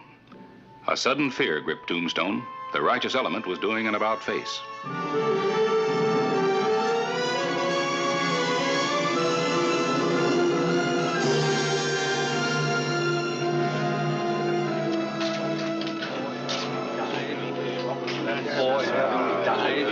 Now, it's like I'm telling you.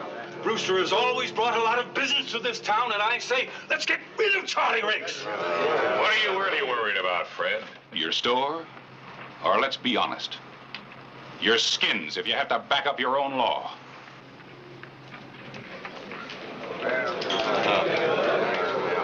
And so that's the way I see it. Why should we stick our noses out to protect the deputy sheriff? What's so funny? Well, I was just thinking how much better you'd like it if Clay Hollister was in that deputy's boots right now. The town's split wide open. Yeah, I know. Well, what do you intend to do? I'll be around. That's all I wanted to know. That's my lead for the paper.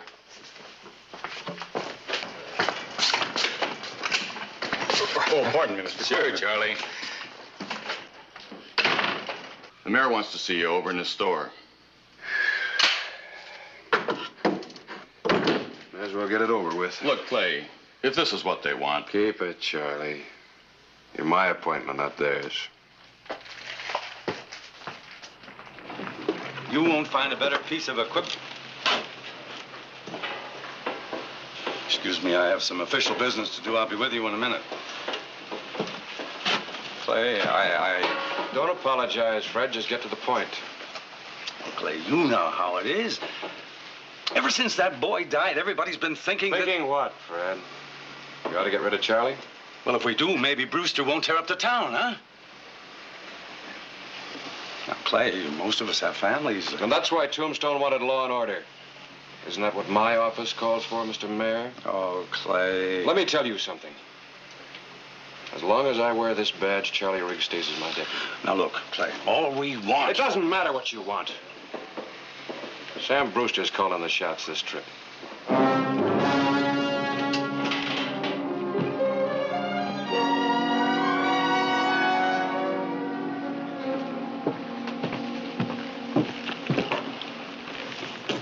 What's on your mind, Radcliffe?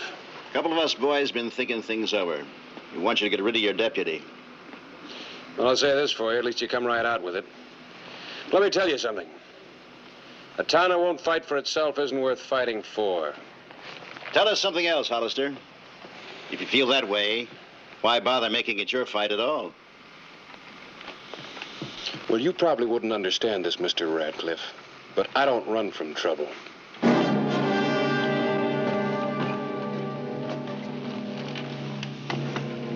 There goes a man, Radcliffe.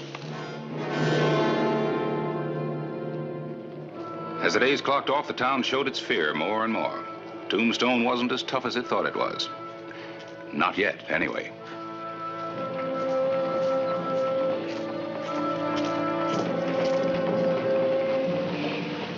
November 16, 1881, saw Link Thompson ride into town to get the word.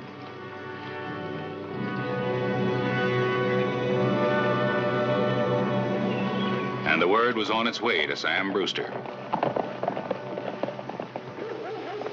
How far behind do you think Brewster is? Couple of days, Charlie. No more. There's only one way to handle this, Clay. Yeah, Charlie? Tombstone's scared, Clay. I've never seen him like this. Oh, I've never had to face anything like this before. You were saying there's a way, Charlie? The way I look at it, Link Thompson's the key. Thompson? Yeah, he was almost smiling when he rode out of here.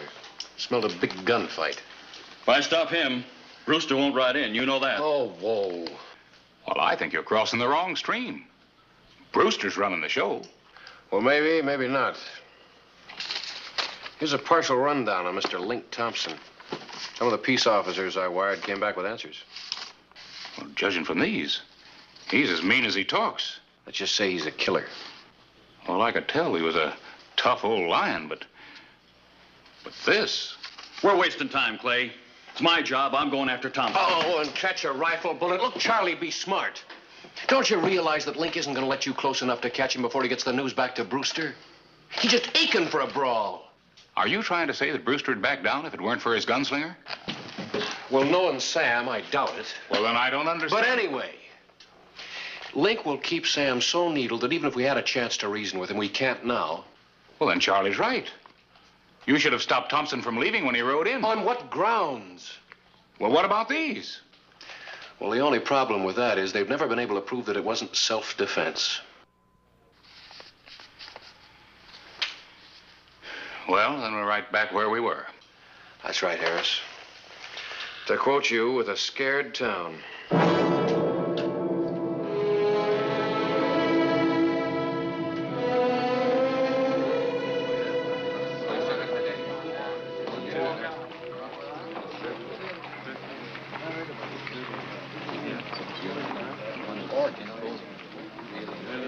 Harris, you've got to do something about Hollister. He'll listen to you. We don't want Brewster's kind of trouble around here. That's right, Harris.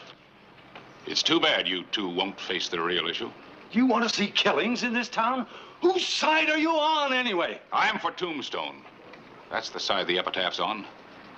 I'll write the story either way. This town can hold its head high or down in the dust. The answer's up to you.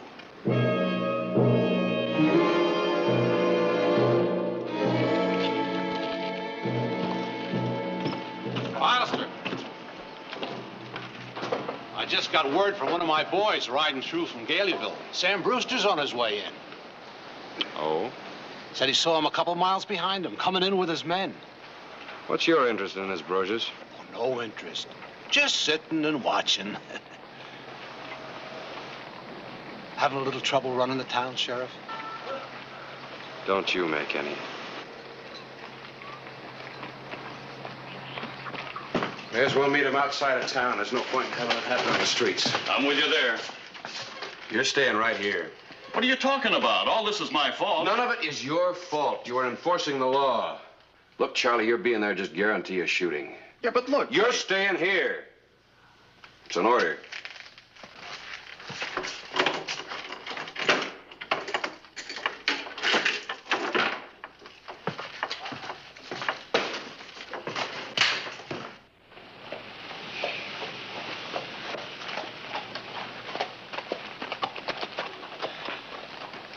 If you'll wait a minute, I'll get a horse. Mr. Clyburn, if you were as good with the rifle as you are with the printing press, it'd be a pleasure, but thanks just the same. Anybody else want to ride along?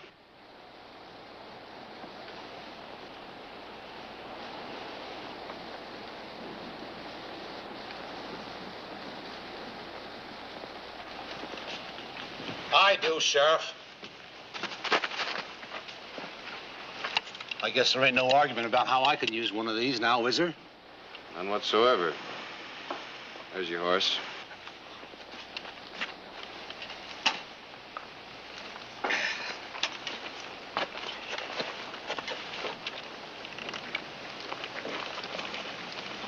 Curly Bill Brocious riding with the law.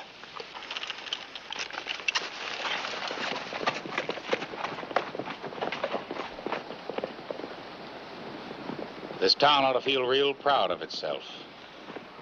I don't see Charlie riding. I guess the sheriff figures there's no sense asking for a shooting.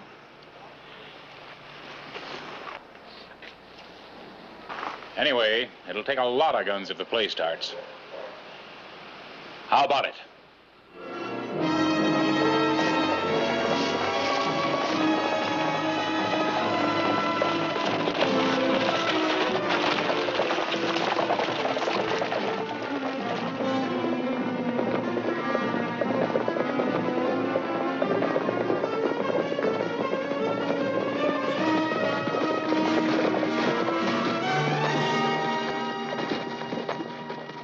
As far as you go, Sam.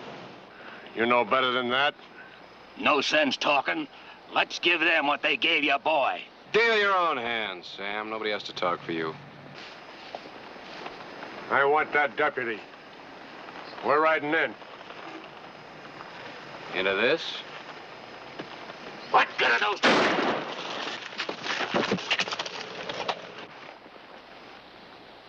All right, boys, we're riding through.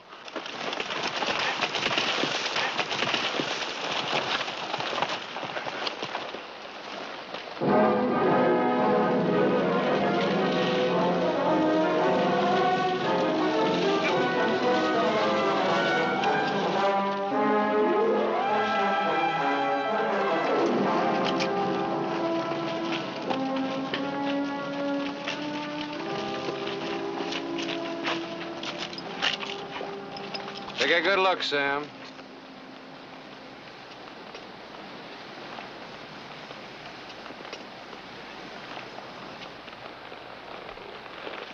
Looks like I forgot one thing, Hollister.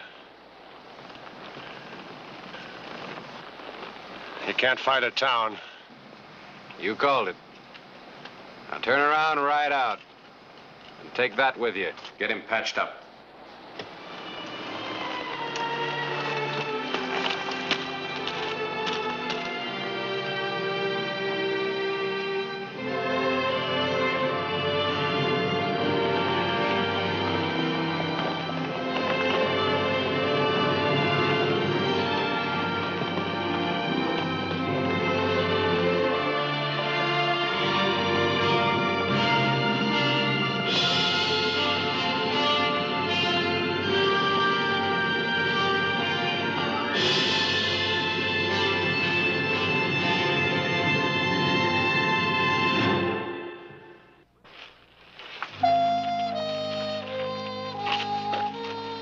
thing about people.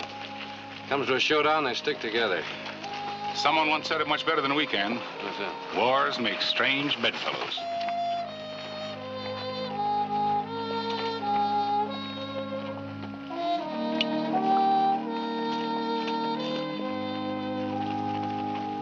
That's the way it happened. In the town too tough to die.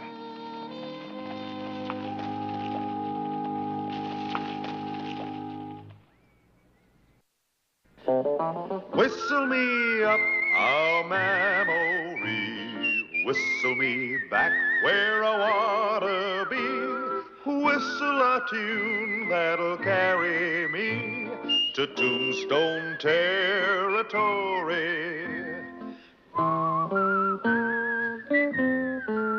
If your past has run afoul of the law, it's a handy place to be, 'cause your future's just as good as your draw in Tombstone territory. Whistle me up a memory, whistle me back where I wanna be, whistle a tune that'll carry me to Tombstone territory.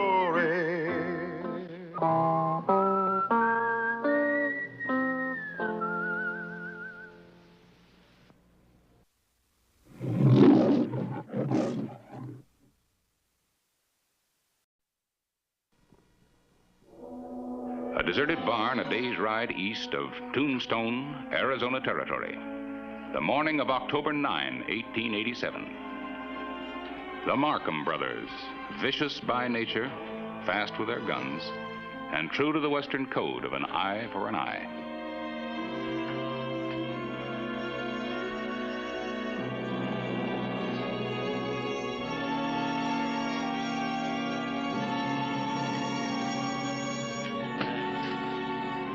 Come on, wake up.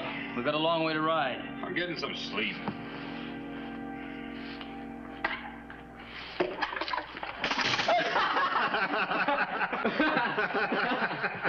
All right. Why can't we hold up here? We got to be in Tombstone tomorrow morning. We're going to be there when Mr. Frank Leslie steps off of that stage. I've been waiting a long time for this. Well, we couldn't have gunned him when he was in the pen. Not we, Hank. This'll be my pleasure. Well, why do we have to kill ourselves to get there? We've been waiting 5 years. One more day ain't gonna hurt us. Are you forgetting there'd be 5 of us instead of 4 if Leslie hadn't gunned down Steve? I ain't forgetting nothing. All right.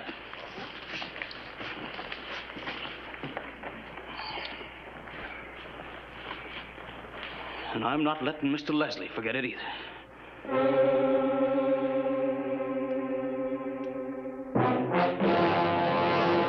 An actual account from the pages of my newspaper, the Tombstone Epitaph. This is the way it happened. In the town too tough to die.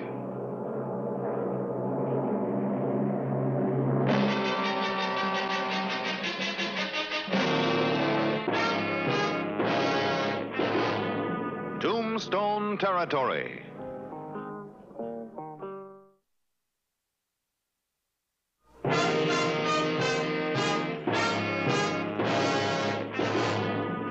October 10, 1887.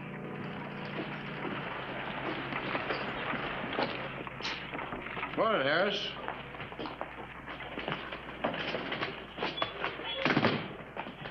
Frank Leslie.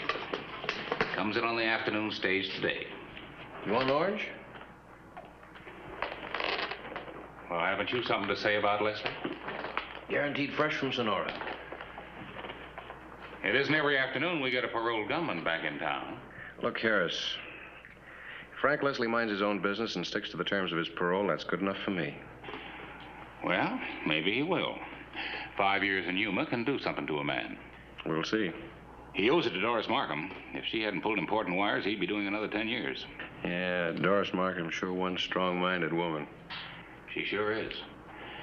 And trouble with Leslie would mean trouble with her.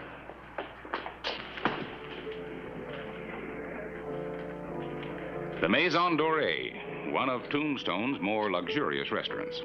Clay Hollister was a regular patron, but this visit was personal, urgent. Morning, Miss Markham. Oh, Sheriff. Mind if I join you? Please. Oh, nothing for me, thank you. But I will be open for dinner. Your French cuisine's become a weekly must for the editor and me. Thank you. I try to make the menu of the Maison Laurier a little different. You've made it quite famous since your husband's death. You want to talk about Frank, I suppose. Just don't want any trouble. You don't think we do? Now, look. All Frank wants is to be left alone. He told me the last time we talked. A man behind bars will say a lot of things. Well, Frank meant it. The only reason he's coming back to Tombstone is because of me. We're going to be married. What's Frank gonna do when he hears that old story about how he gunned down your husband? 5 years is a long time. People forget. You're expecting an awful lot, Mrs. Markham. The whole territory knows that story. Steve was no good. He had it coming. He forced it. I was there. But the court found Frank guilty. I know. I was the only witness. And a wife isn't allowed to testify against her husband. Well, it's all in the past now. All we want is to be left alone. As far as I'm concerned, you will be. But I'll drop over this afternoon and have a talk with Frank anyway. You don't have to worry about him. That's good. Because you know the first sign of trouble and back he goes for another 10 years.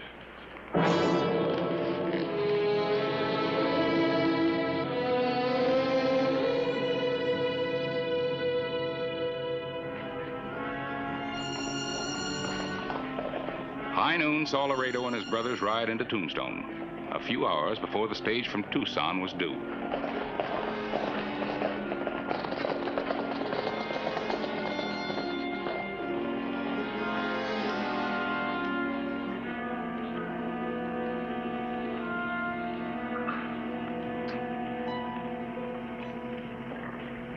Hard case is all right. No law says they can't ride through, though. See how they add up. Right.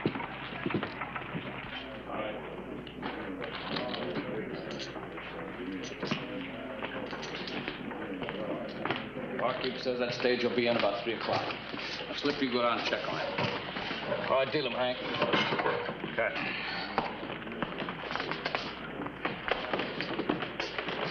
You're a little bit jumpy, aren't you, kid? You got no call to grab a man by surprise. Looks to me like you're still sprouting. I've sprouted enough to handle a gun. Not in Tombstone. Hold it. You wouldn't be aiming to shoot a man in the back, would you?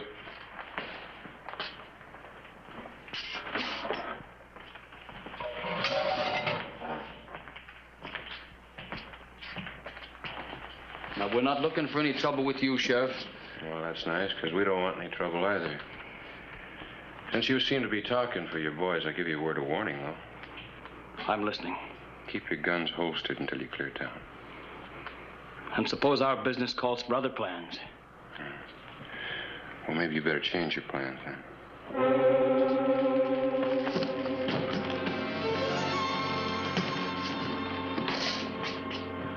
Boy, I'd like to. Slip. Now, take it easy, kid. We've got more important things to do. Now, you go on down and check that stage. Go on.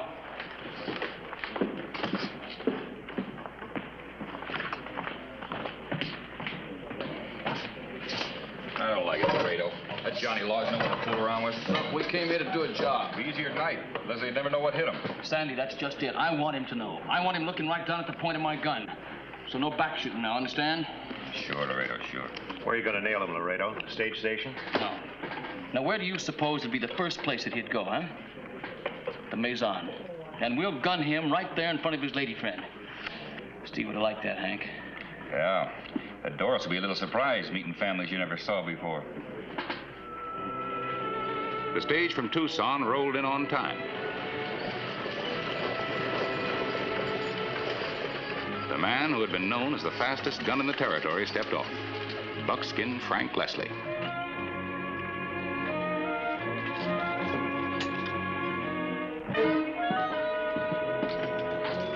Can I have a talk with Frank? Later. There's a time and a place for everything.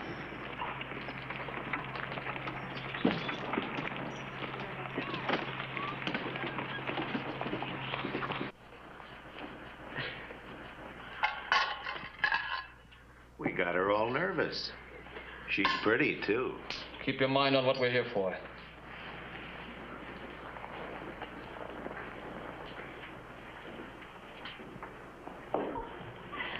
It's so wonderful to have you here. Mary, this is... Come right in, Mr. Leslie.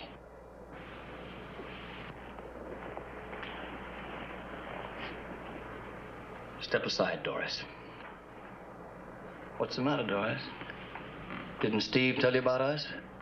His brothers? They call me Laredo. This is Hank.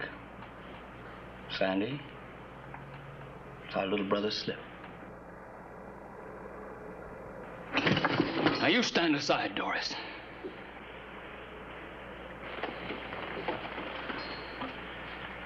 My business is with Mr. Leslie. Sorry I can't accommodate you, Laredo. I've no gun. You can't talk your way out of this, Leslie.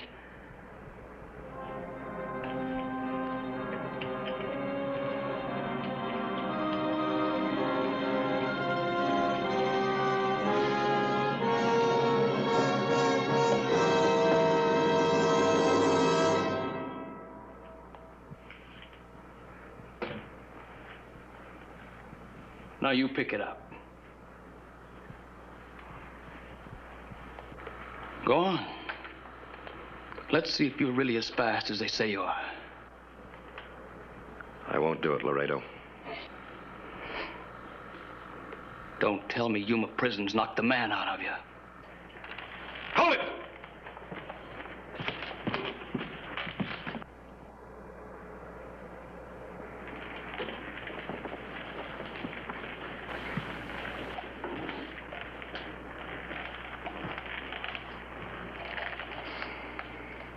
I warned you about trouble.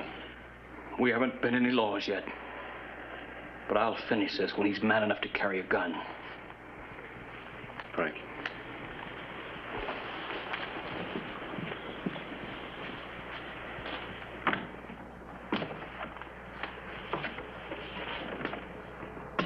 Anything starts, I'll finish it. Now, you got until sundown to clear town. All of you.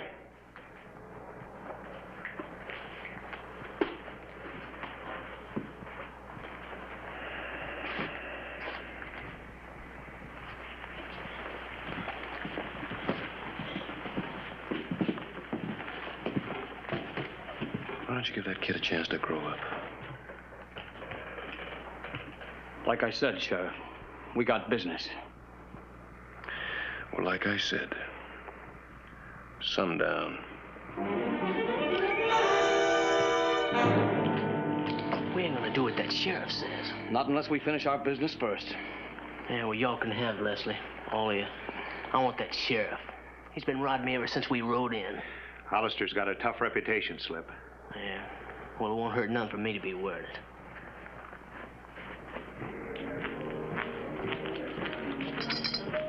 Gotta reply to your wire. No, thank you.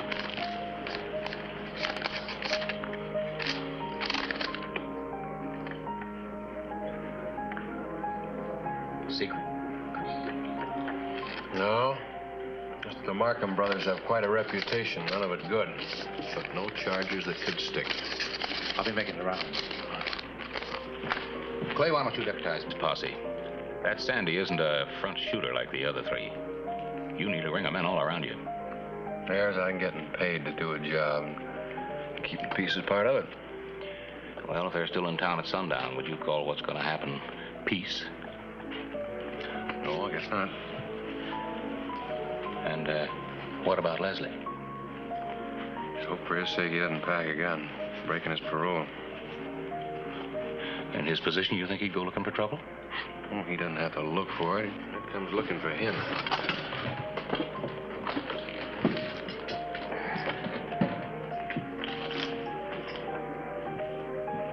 Miss Markham, Frank, what do we owe you? This one's on the house, Sheriff. And thank you for your help this afternoon. Well, thank you. Hollister, I don't need anyone to do my fighting for me. I'd like to be able to protect myself. And I can't see myself as a corpse.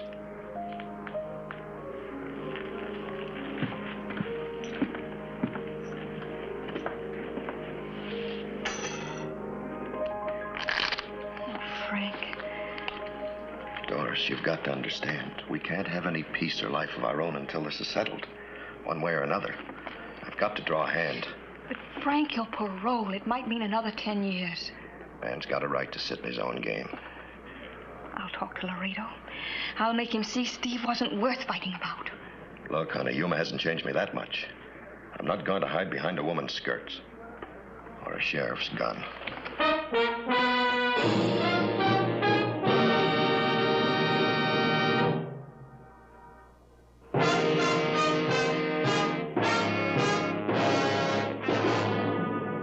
The evening of October 10, 1887.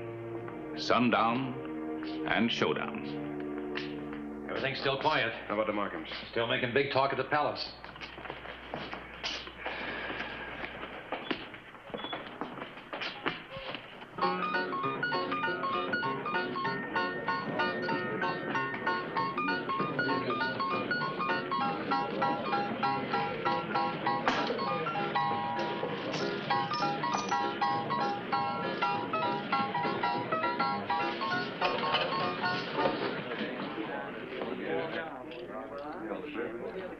I'll call.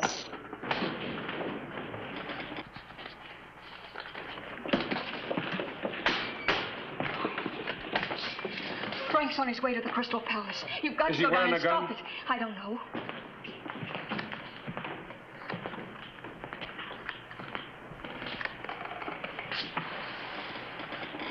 Well, you carrying a gun?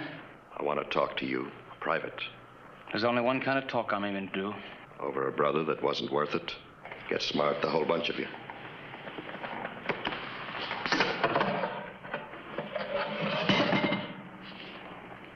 We're wasting a lot of time, Leslie.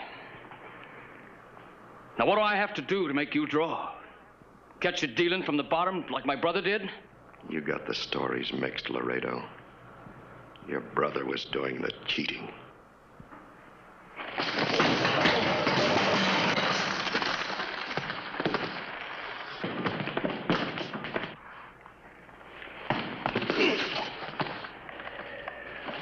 Got you again.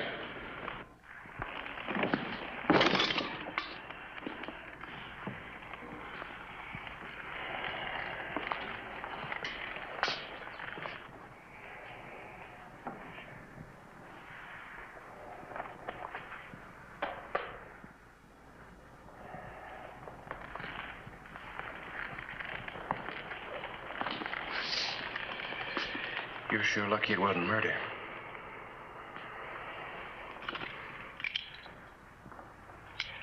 You got 30 more minutes before dark. Won't be any talk after that.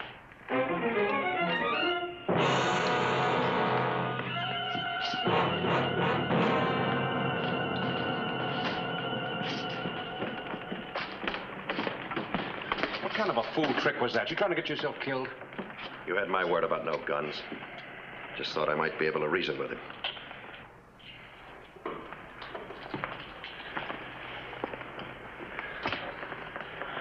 Looks like we're gonna have to take care of Hollister first.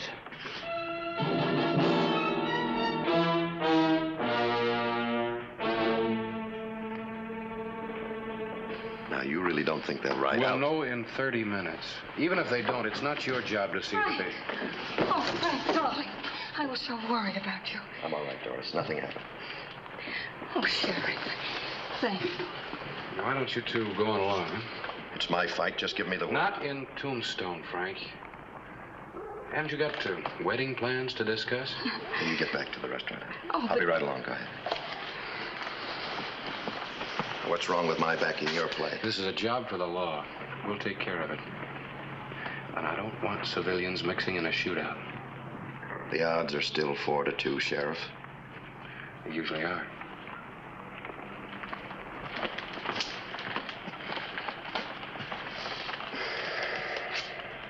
The sun's setting fast. Yeah.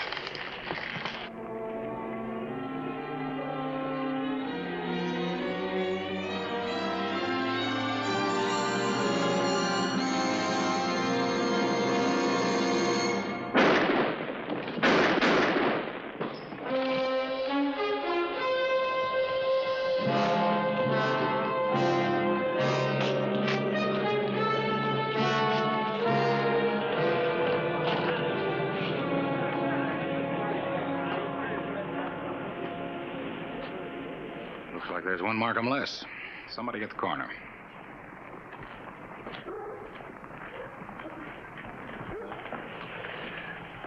How is it, Slim? Clean through. I stopped worse.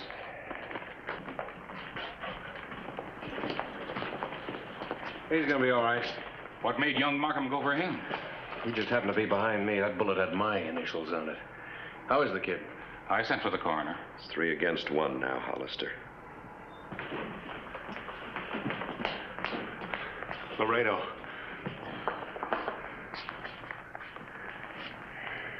Slip's dead. Slip? What happened? That lawman.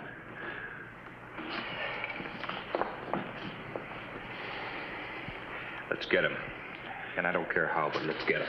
No.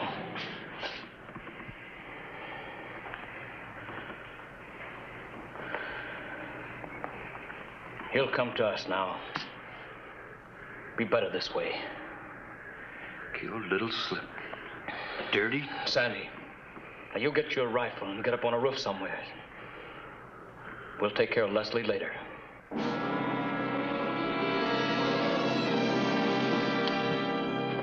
I'll be all right. Thanks.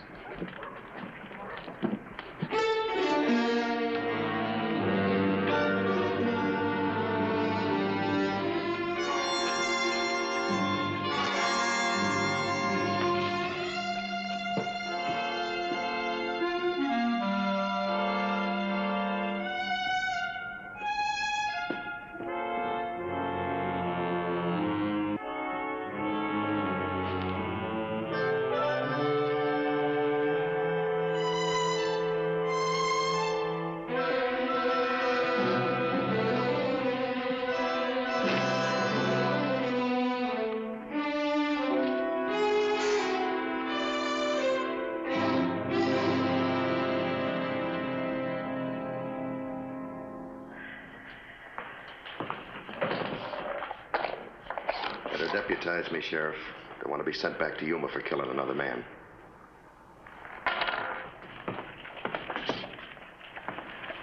You're deputized.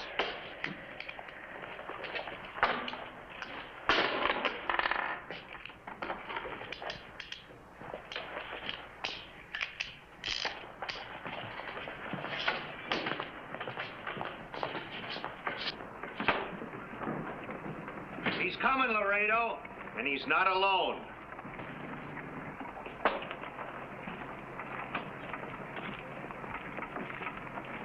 Harris, go on back. I need somebody to print the epitaphs.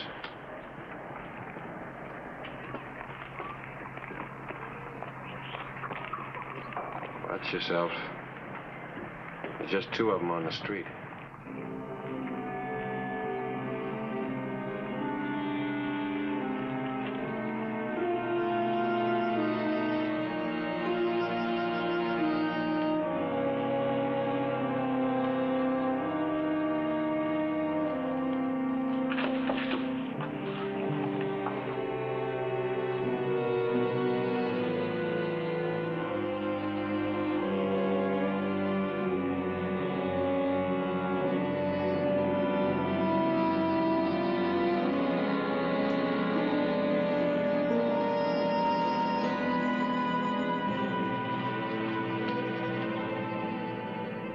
Your eyes on Laredo. He'll move first. Got a feeling someone else has got their eyes on us. Yeah. Right on our backs. What is it? Your deputy just got Sandy. Well, I told him to go get his shoulder patched up. How do you like the odds now, Laredo? It's 2 against 2.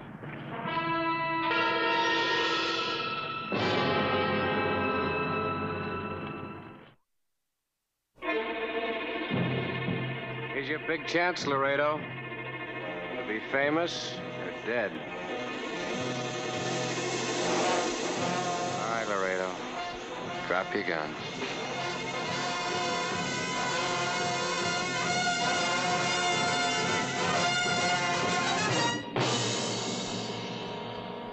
All right. come and get him.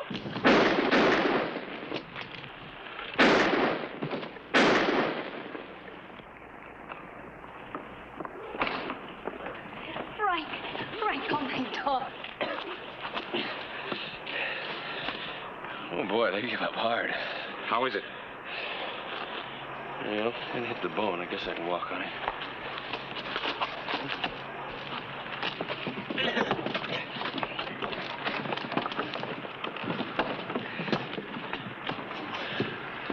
The thing that bothers me, Harris, that back shooter's the only one left alive.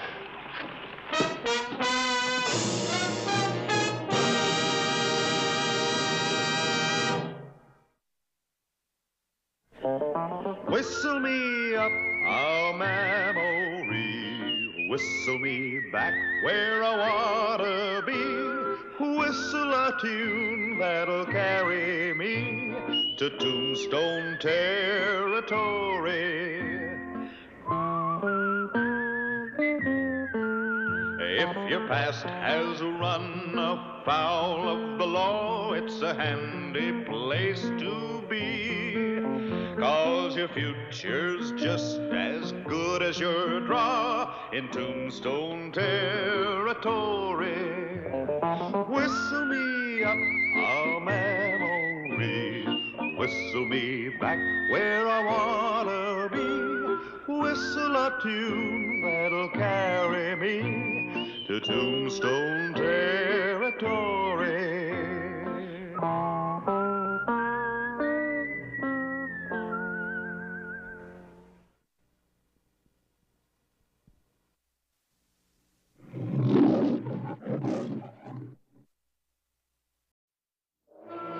Tombstone, Arizona Territory, November 7, 1881.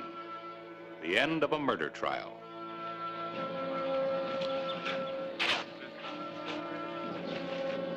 Sam Edwards, convicted of armed robbery and murder, was sentenced to death by hanging.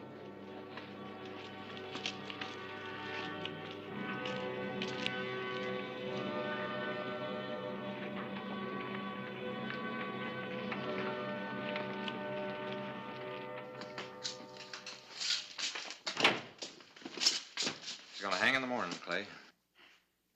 Lock him up. And take his belt.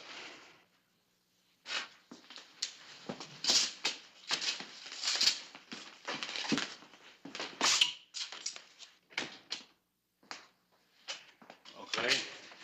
Mind if I talk to your prisoner? Not if he doesn't. You carrying any weapons? Just my pencil.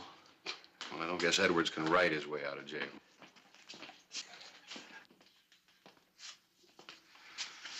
Edwards?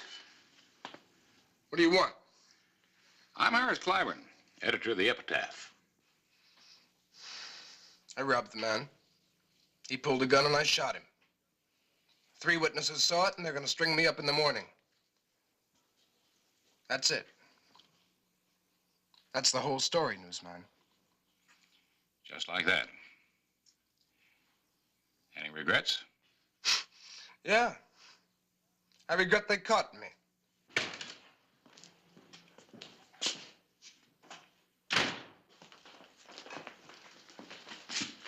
I want to see my brother. All right. Put your gun belt on the table.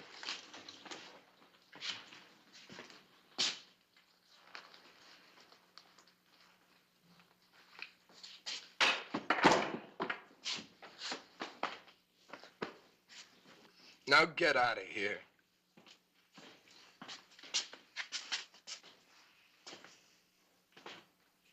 Who's that? Newspaper editor. What do you want? Story of my life. Never mind him. I stopped by to tell you not to worry. Not to worry. They're gonna string me up in the morning and you're telling me not to worry. Just shut up and get some sleep tonight. John, I want to sleep tomorrow night. Just don't worry. I'll take my gun. Short visit, Mr. Edwards. Well, I've got a deadline to meet, Mr. Newsman. And, don't write the obituary yet.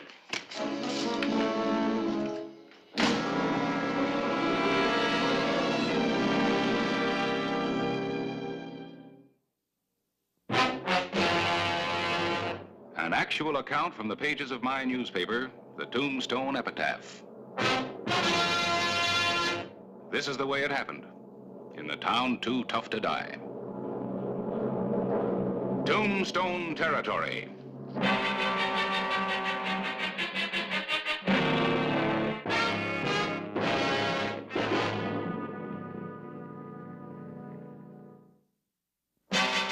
November 8, 1881. Violence was not uncommon in Tombstone, but it wasn't every day a man was hanged.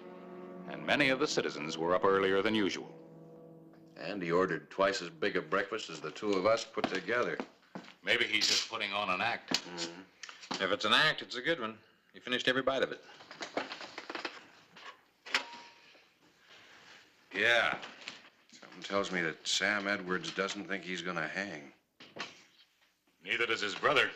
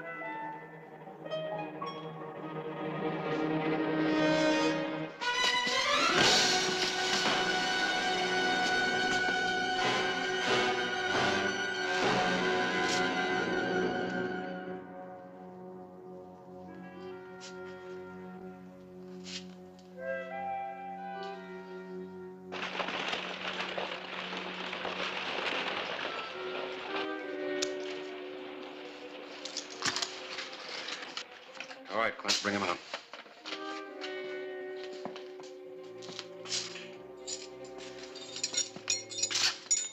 Time to go, Sam.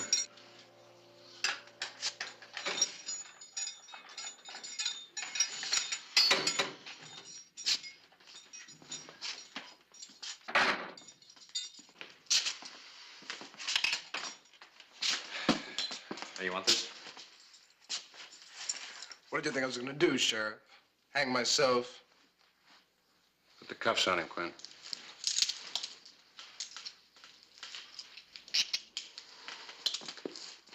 Goodbye, Edwards.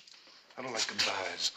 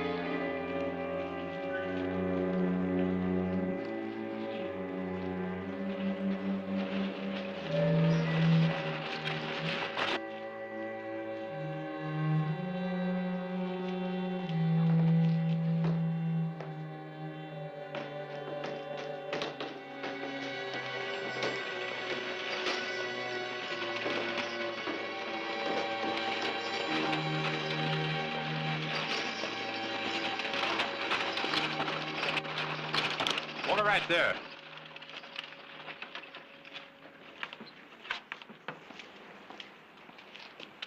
I've come for my brother.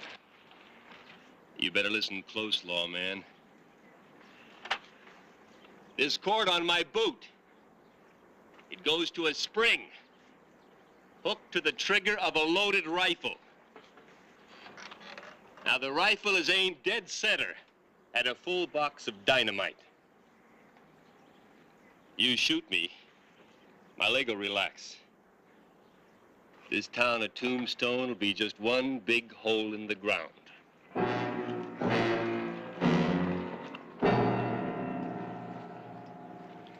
Sort of looks like a standoff, don't it? I can't shoot you. You can't take Sam. We got no standoff. Hey, you! Cut him loose. Send him down here, quick!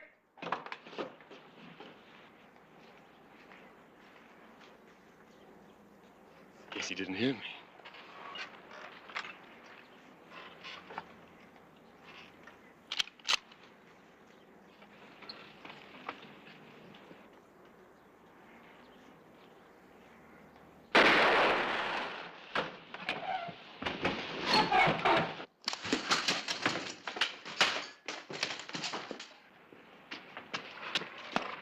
Cut him loose, quick.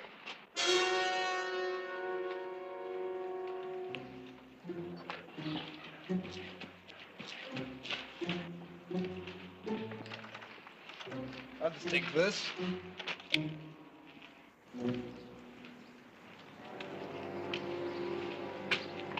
got a dead man switch triggered to a case of dynamite, Clay.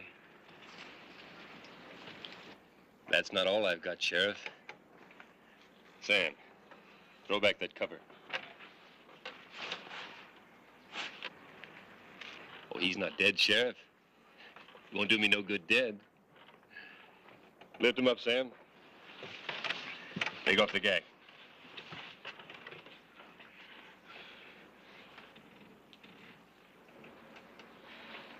Whatever you have to do, Clay. No, Harris, it isn't just you. There really is dynamite in that box. It'd blow up the whole town. And you and Sam. Sam was gonna die anyway. I just shot your hangman. There's not much difference between hanging and blowing up. You die both ways. One's just noisier. There are things worse than hanging or blowing up, Edwards. I'm gonna be following you. Yeah. You do that, Sheriff. And take your time. We got a long way to go. I told you not to worry. That's what you told me.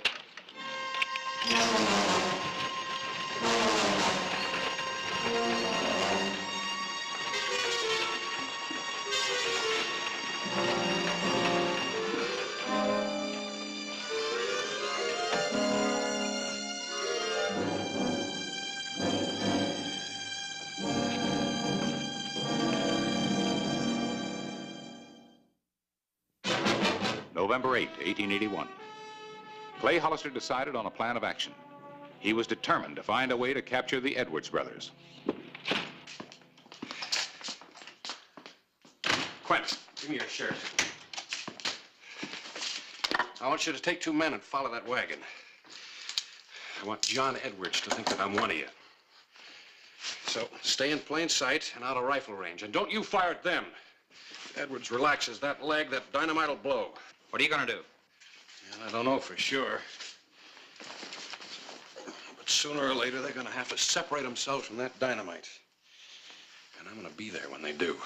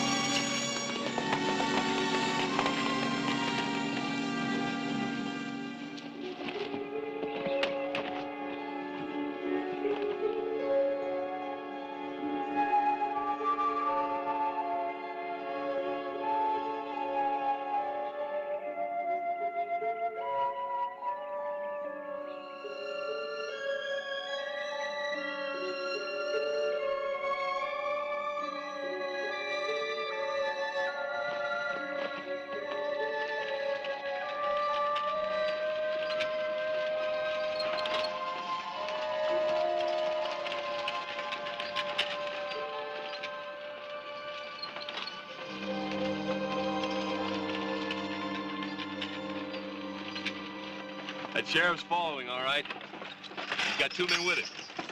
But he's keeping his distance. Yep. Hey, let's get that thing unhooked. You can't keep your leg like that forever. Now, relax. I'm running this. If I weren't, you'd be dead now. You try that again and I'll kill you. I have a feeling that's what you have in mind anyway.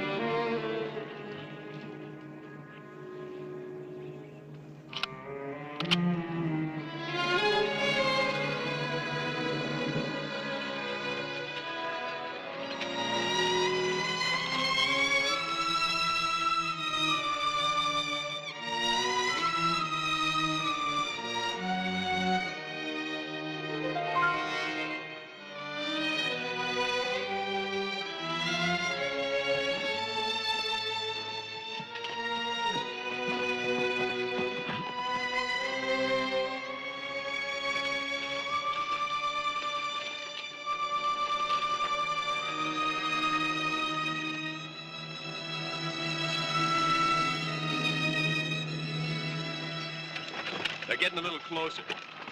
See if you can get one of them. The middle one.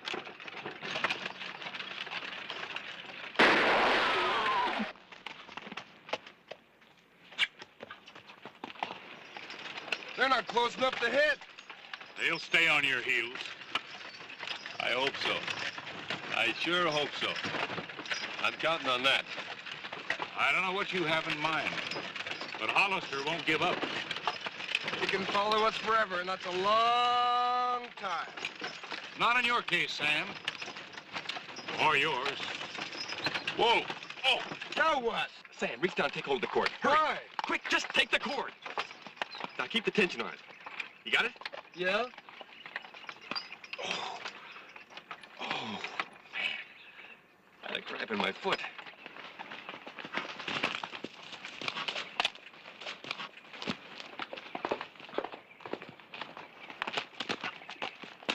Anybody hurt? No, I think they were just measuring distance, Clay. Keep dogging them. We'll get our chance. Right.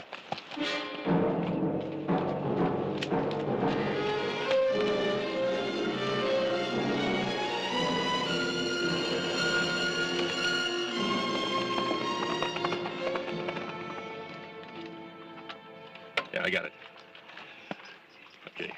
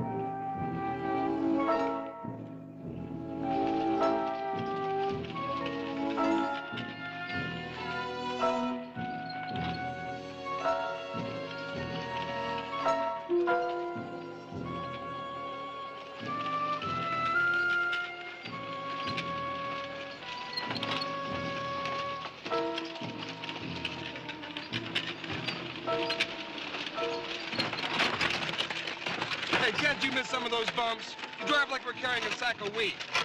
Bump won't hurt that stuff. The weather's too cold. Besides, we don't have much further to go.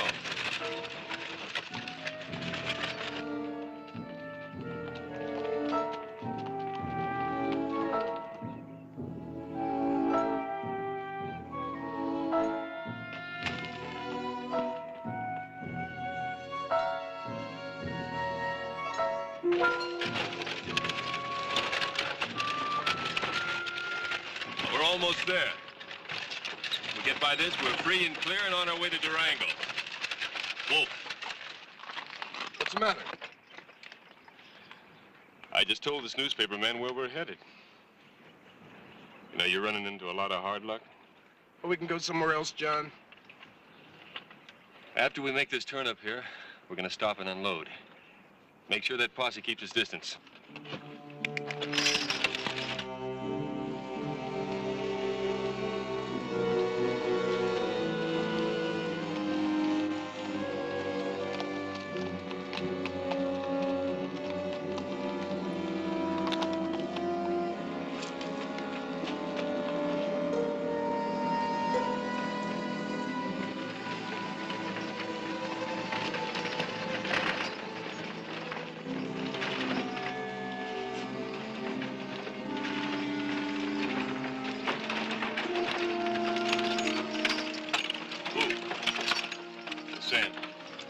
The other end of this tunnel should be 2 horses, saddles and some grub.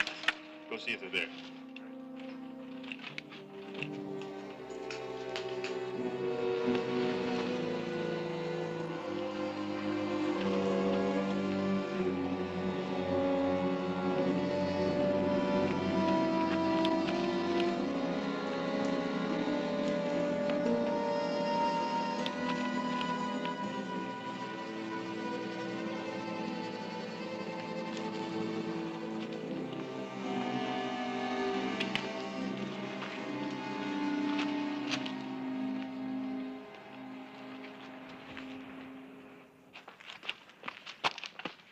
Everything's there.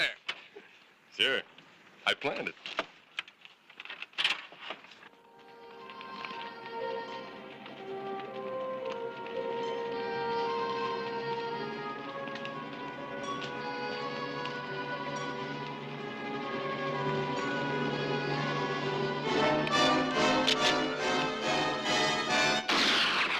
Stand up. Okay, Sam. Don't move until I tell you to. Reach in the back there. Move the dynamite away from the rifle. Okay, after I'm down, take him about 10 feet inside the tunnel. Use him as a shield. Okay, go ahead. Get moving.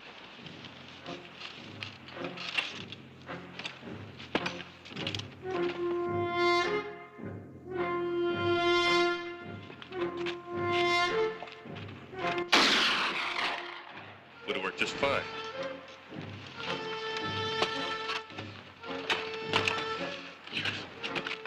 Hold it.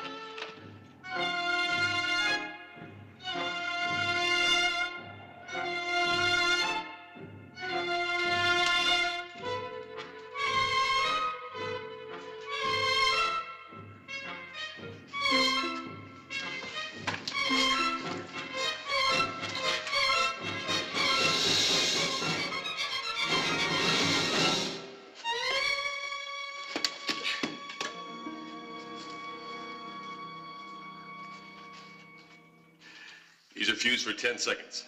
Get the horses. When they're ready, call me. What are you going to do with him? I think I can answer that. We're not going to do anything with him. The dynamite is.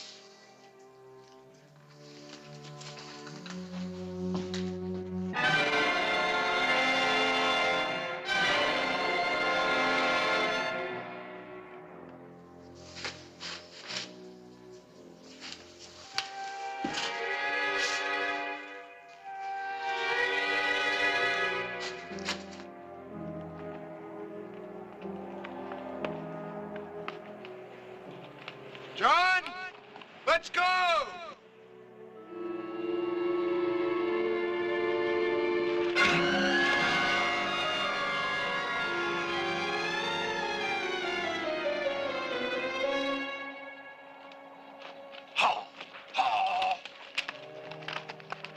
I'm going to have to leave you.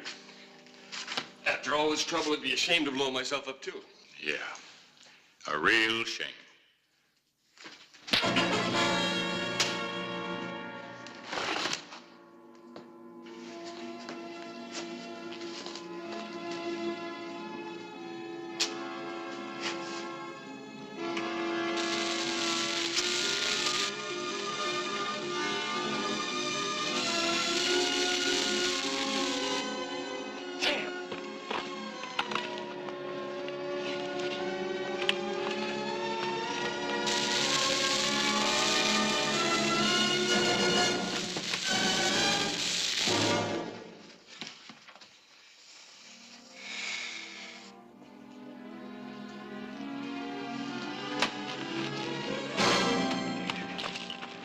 Edwards!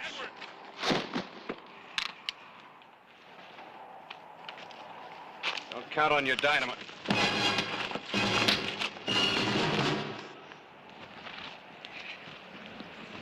All right, Edwards. You caused a lot of people a lot of trouble. Now let's see if you can take some of it. Okay. Come on, Sheriff.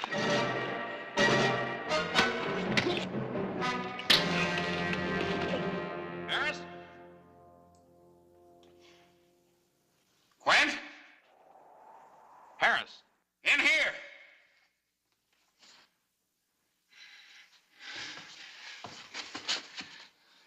They went out this tunnel. Another entrance? Yeah.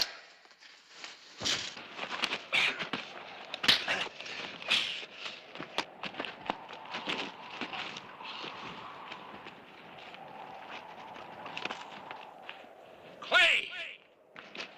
Don't! You'll kill him! Yeah. I wouldn't want him to miss his hanging.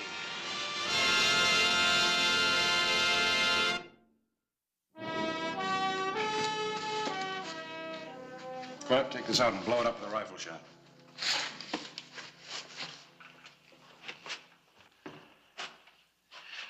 Clay, what happened to that hangman? He's dead. Looks like we'll have to get another one real quick.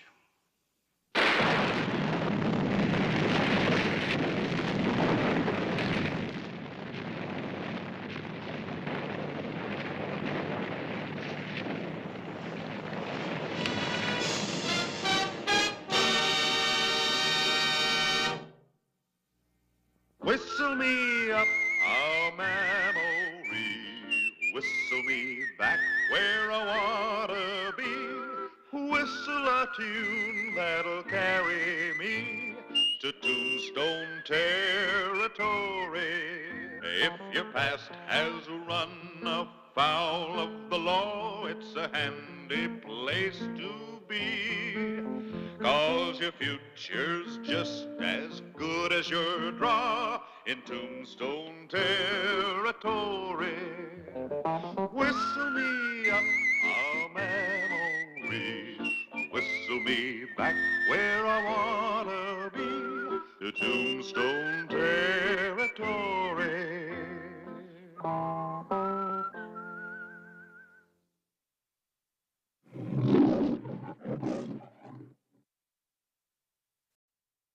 Tombstone, Arizona Territory, June 3, 1883. Well, getting all ready? Yeah. Need any help? No, thanks, Harris. I'm all packed. Yeah, I guess I won't be needing this for a while. Stop looking so glum. You earned this vacation the hard way. Vacation. You know this is old Doc Cunningham's idea. You'd think to hear him talk that I didn't have another good hand. Look, you've got a good deputy with two hands. You've never taken any time off before, so why don't you just relax and enjoy it? Yeah. Well, remember, though, if you need me for anything, I'll be staying at the Travers Ranch in Tucson, convalescing. Tracy meeting you there? You may decide to convalesce forever. Well, give her my best. All right.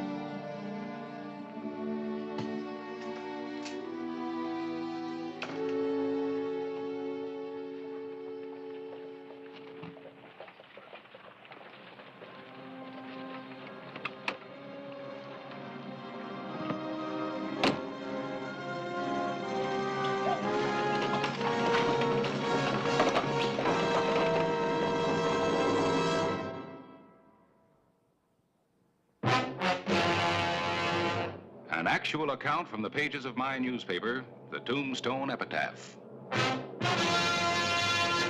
This is the way it happened, in the town too tough to die.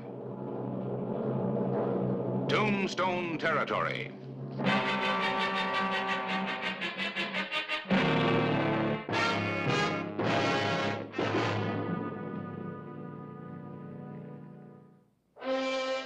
Tucson, June 4, 1883.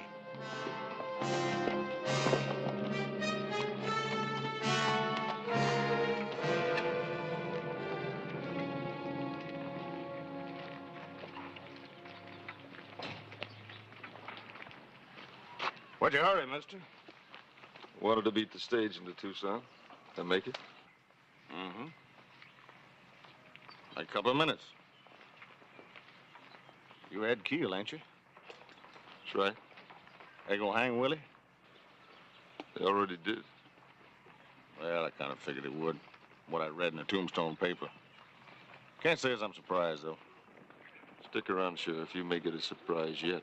Don't forget what happened to Willie. I don't plan to forget.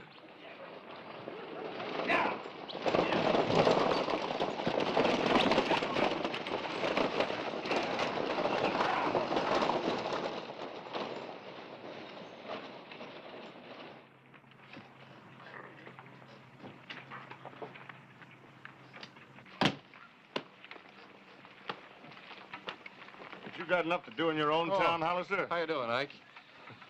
Stop one, huh? Yeah. Say, you haven't seen Tracy Travers around here, have you? Tracy? Yeah. Oh, yeah. That's her buckboard over there by the post office. Picking up a mail, more like it. Thanks.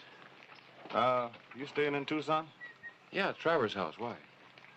Well, this town ain't run like other towns. I run it nice and quiet and peaceful like.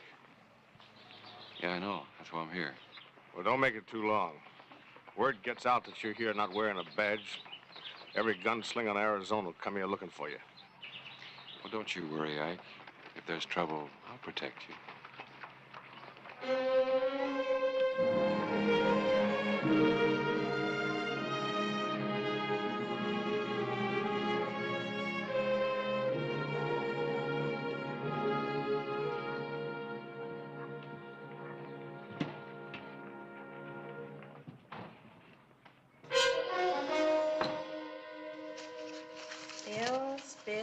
Bills. They're all bills. Miss Travers. Clay! Oh, easy now. Take on somebody your own size. Your arm, I forgot. Oh, I'm so sorry. I'm not. Care to try again? Clay, absolutely not. Look, you're an invalid. You're actually a convalescent. Oh, you haven't changed a bit. Your arm's getting better, isn't it? Yeah, Doc says all it needs is a little rest. Well, now, that doesn't sound very convenient. Just wait till Father sees you. He's gonna compare that arm of yours to all the wounds he got to get. You big oaf. Why don't you watch where you're going? Oh, I'm sorry, miss. You should take better care of your boyfriend. Well, you deliberately walked right into That's him. all right, Tracy. There's no harm done. You're, Clay Hollister, right? That's right. I owe you something, lawman. I'm gonna pay up now. Come on, Clay, let's go now. No, honey. Let's hear what the man has to say. The rest of my talk comes out of a gun. Clay's just trying to bait you. He knows that your gun arm is useless. You're always ready to shoot when you're wearing your badge. How come you're not interested now? All right, outside. Clay, no. You've got no right to challenge a handicapped man that way. That's right, honey. Take good care of him. Big, brave sheriff from Tombstone can't hide behind his badge. He has to hide behind a woman.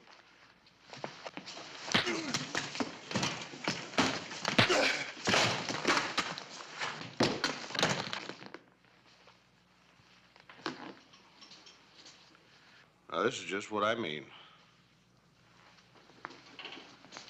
Nice, quiet, peaceful town. You show up and the dust starts dancing. Come on, get out of here.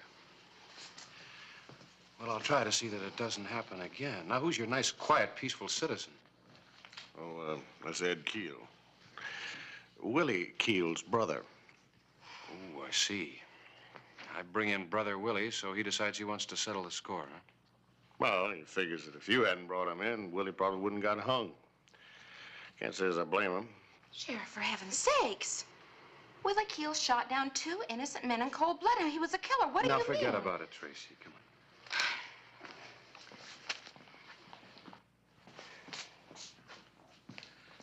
You know the trouble with you, Hollister? You've been getting too much attention in Tombstone. You're getting so you can't get along without it. I think... Sheriff Downey, I think you talk too much.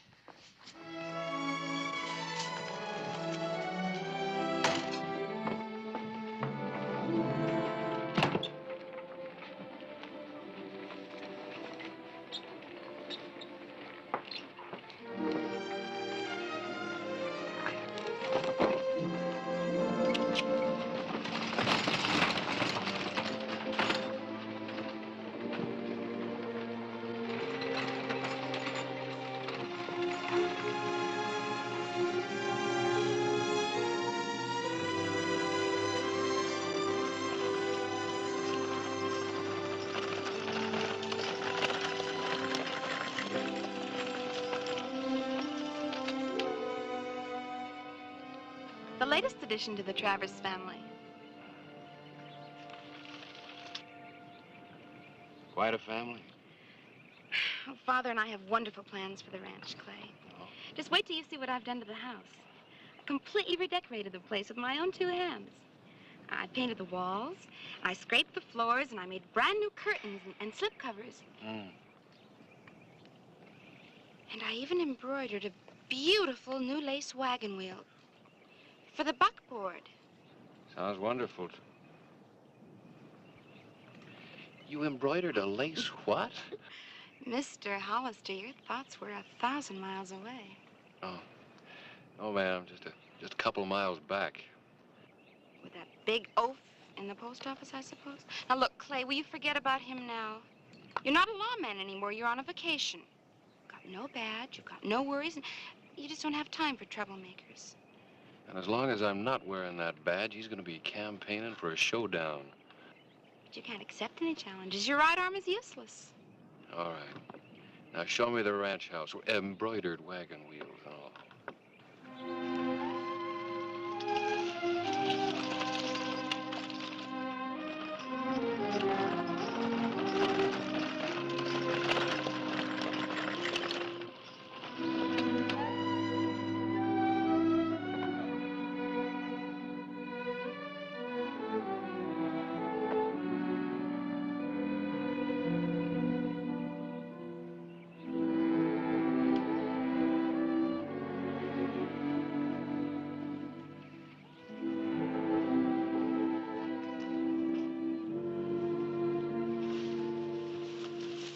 Incidentally, you know I expect a complete set of overwhelming compliments about my decorating. Now, you realize that, don't you? Naturally. You're a woman.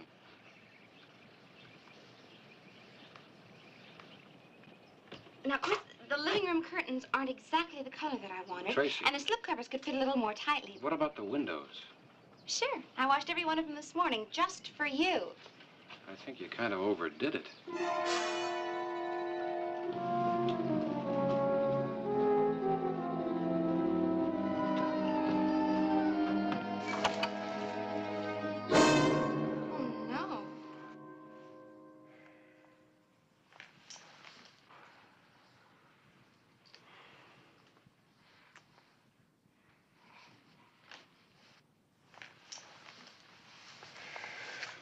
I can't believe it. How could it happen, Clay? Why did it happen? You see, I told you they didn't fit. Honey, where are the ranch hands? Out with the cattle, I guess they would.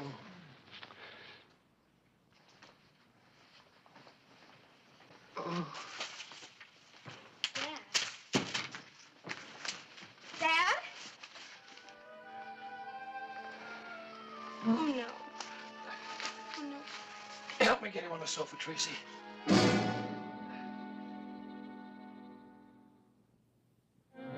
Clay, I think he's coming around. The other rooms haven't been touched. I'll take a look around outside. Tracy? Right here, Dad. Don't. Just lie still. You'll be fine. No. Can't lie still. I gotta get that fella. I gotta get him. Did you know who he was, Mr. Travers? Hey, who's that? It's Clay Hollister. Clay? Oh. Yes, sir. Oh, howdy, Clay, howdy. Hey, Clay, that fella get you too? Oh, no, sir. I got mine someplace else. Oh, this is a fine welcome we give our house guest. You know, Clay, Tracy's a much better housekeeper than this as a rule.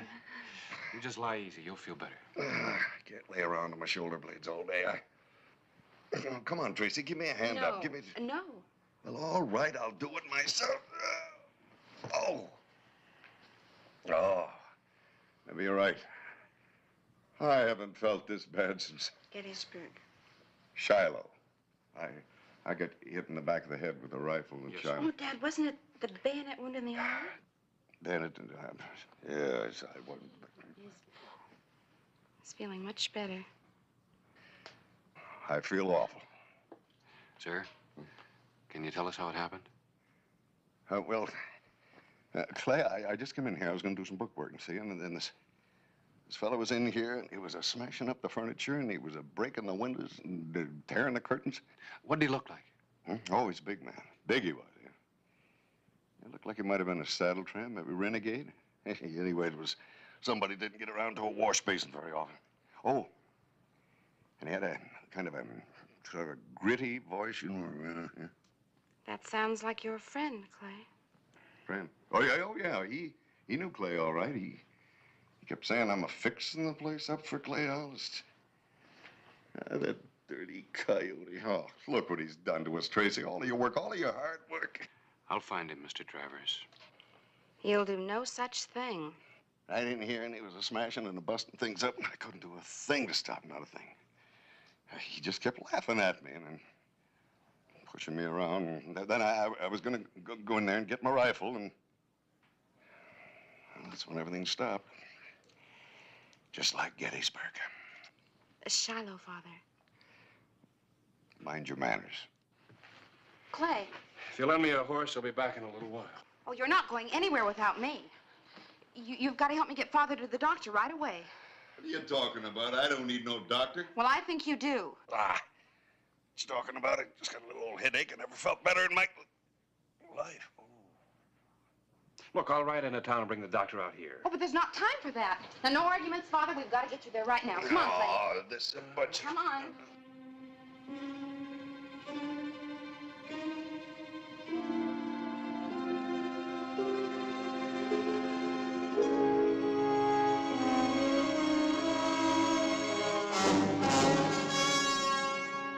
Anytime you want to settle things, Hollister. Anytime at all. That's him, Clay. I'd like to take a horsewhip to you, you yellow coward, you. First things first, old man. Hollister's on the top of the list. Clay, please don't let him do this to you. Clay, you haven't got a chance with your arm like that. Rowdy!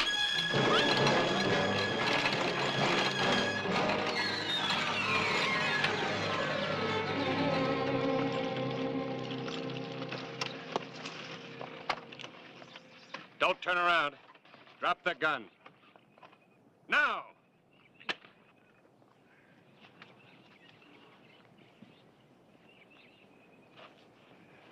Attempted murder, assault with a deadly weapon, breaking and entering, destroying personal property.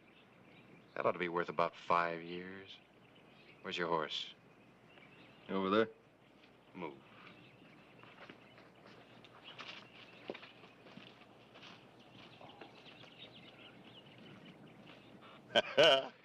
You know, I don't need a doctor anymore, honey. You're still going, Dad. No. That's the best cure I ever did see. I tell you, I never felt better in my... Drive easy.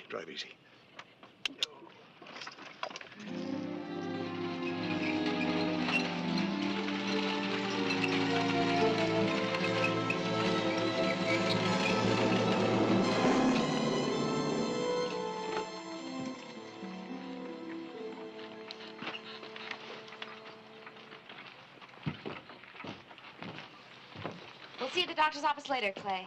It won't be long.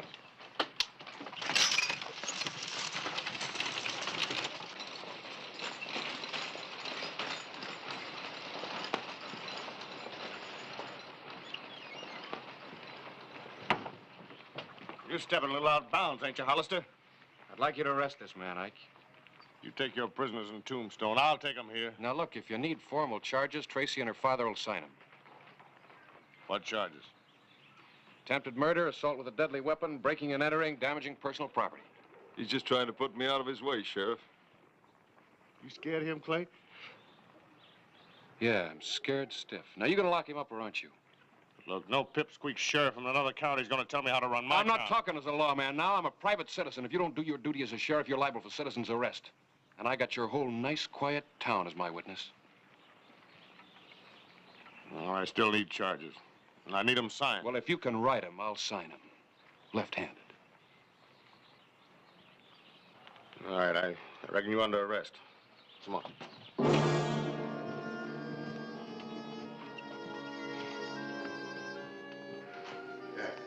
Well.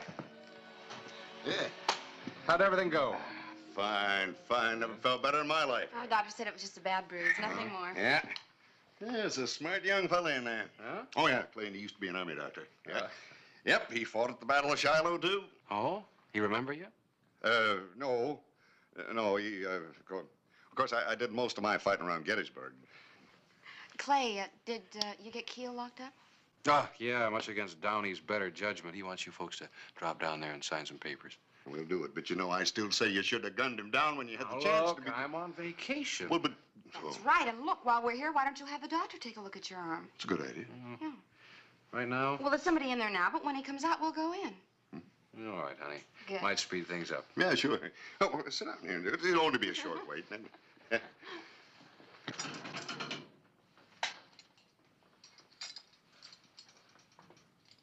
Well? Hollister giving you a hard time, huh? Not near what I'm going to give him. I don't know. You're dealing with a pretty big man. Built up quite a reputation in the territory. You don't seem right, though. First your brother, now you. Well, you were helping him. You did what he told you. You locked me up.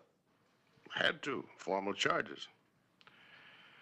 I got other ideas about taking orders from the sheriff of Tombstone. What do you mean? I mean, I may be able to let you out of here if we can reach an agreement. What kind of an agreement? Well, Hollister ain't the law here in Tucson. I am. I like the town nice and quiet. If anyone has something they want to settle, I want them to settle it fast. Then I want them out of town.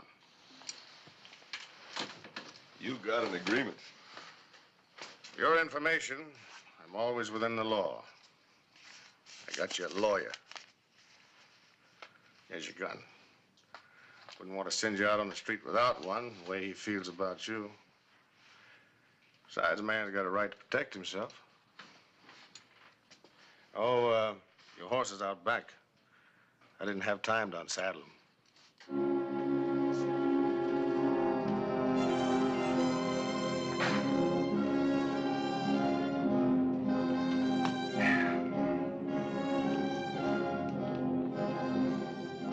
Clay.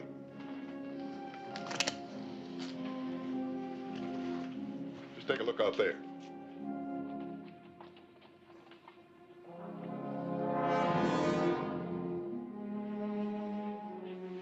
Clay, you just stay right in here. He'll get tired of waiting outside. You want to bet? Clay. Clay, give me one of your guns. Go on, give it to me. I haven't had a gun in my hand since Shiloh. Gettysburg? No, Shiloh. That's where the real fighting was. Give me... What are you doing? I'm getting cured. Oh, Clay, please don't. You're in no condition. You're in no condition to go out there like that, Clay. Well, you can't even wiggle a trigger finger. You couldn't... Well, the muscle's just a little bit bruised. Oh. Bruised? It's in shreds. Look at that. Go on, let's see you wiggle that trigger finger. Go on. I'll wiggle it for Mr. Keel. Clay.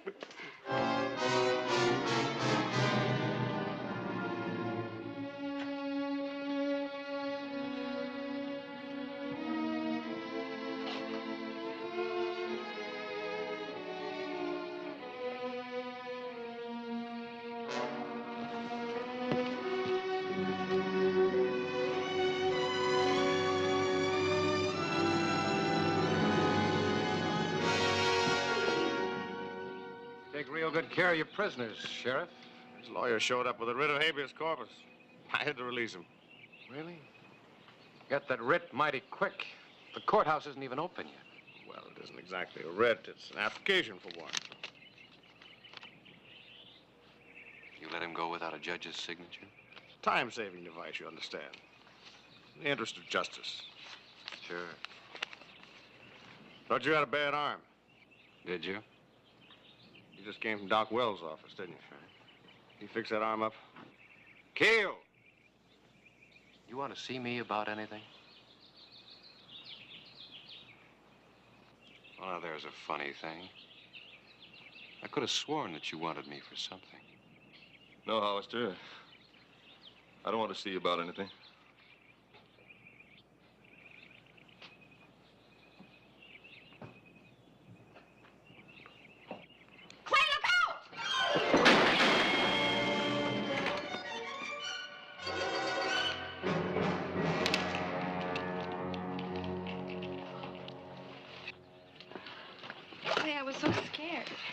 Yeah, honey.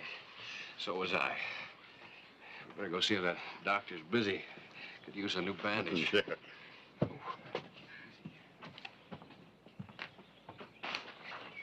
Sheriff!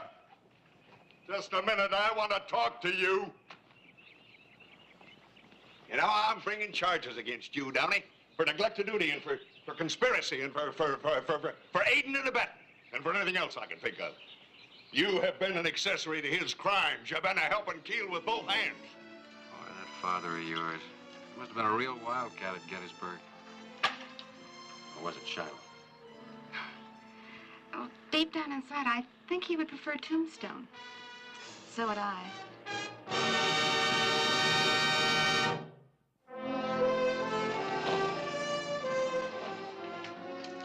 Harris, welcome back. Thanks. Arm any better? Oh, it's about the same. Well, then why didn't you stay away longer? Don't you ever think of your health?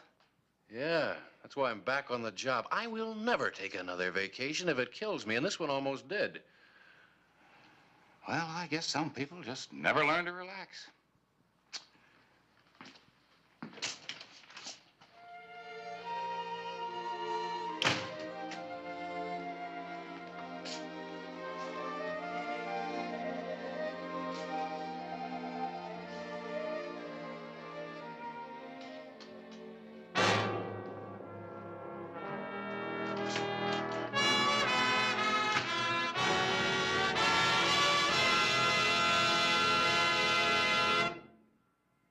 Whistle me up a memory, whistle me back where I wanna be, whistle a tune that'll carry me to Tombstone territory.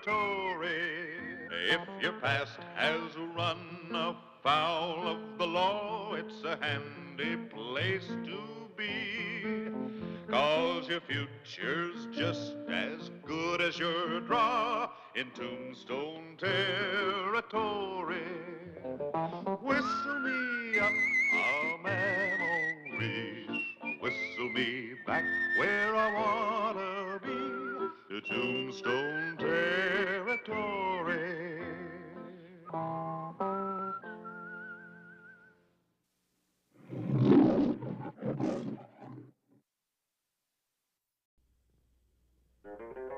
The Linda Mujer Cantina in Agua Prieta, a border town south of Tombstone, Arizona Territory, June 9, 1888. Come here, honey. I want to talk to you. Honey, stop it. Oh, Fred Milo, where are you going?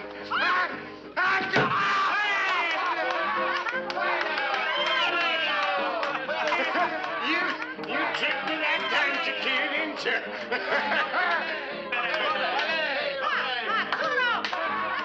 Okay, Chiquita. Here I come. All right, Wade. Game's over. Well, you're kind of far out of your way, aren't you, Sheriff? Just far enough to get you. Well, my ma didn't raise no fool. I'm not going to give you no argument. Not now, anyway. Say, you mind my asking what this is all about? Ask Jamie Wilson's widow.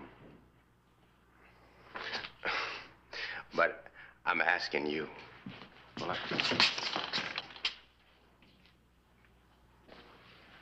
Hey, you're kind of jumpy there, Hollister. Now, you know that I always travel alone. I like it that way. Well, that's good, because that's the way you'll hang.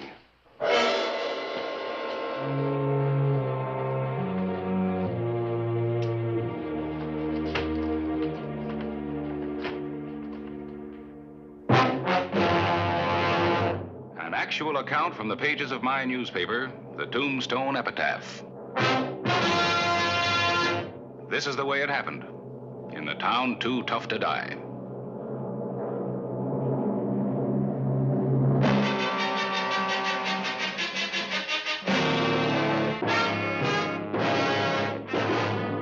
Tombstone Territory.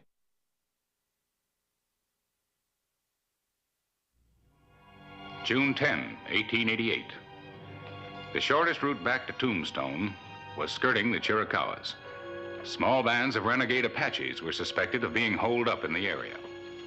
Say, what do you say we have a little water? I'm dry as a horny toad.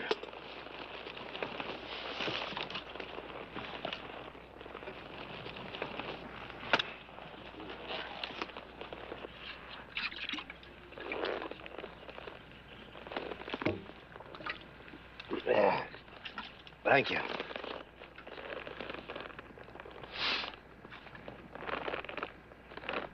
What are you looking for? What's so fascinating back there?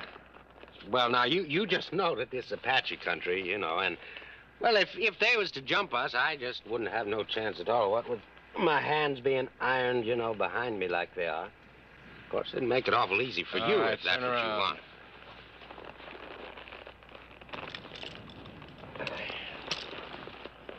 Much obliged.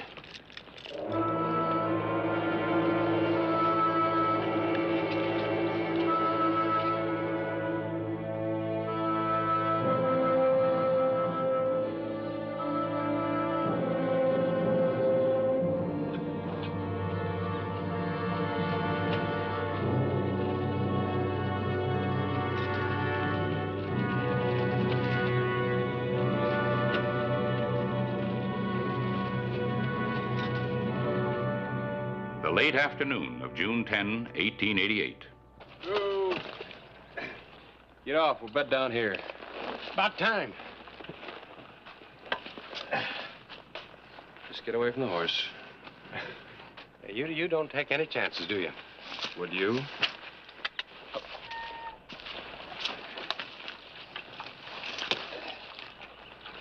What's the matter? You still looking for Apaches?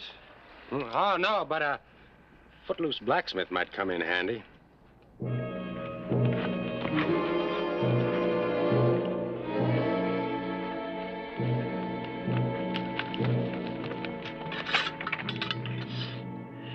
Alistair, you're a pretty good cook. One of these days, you're going to make some gal a good wife. Let's see how good you are at cleaning the dishes. Well, sure, Sheriff. Anything to oblige. Say, Clay, you know something been bothering me. How come you took me for killing Jamie? Well, to start with, you're riding his horse. That horse?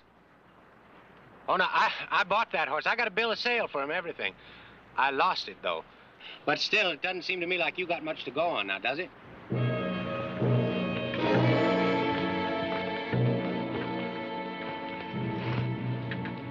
People never learn, Wade. You got a mean streak, can you? Me? Yeah. You might have gotten away with this if it hadn't been for that. I don't get you. Well, it wasn't enough for you just to take the man's horse. You had to shoot him, too. Leave him for dead. Well, he died, all right.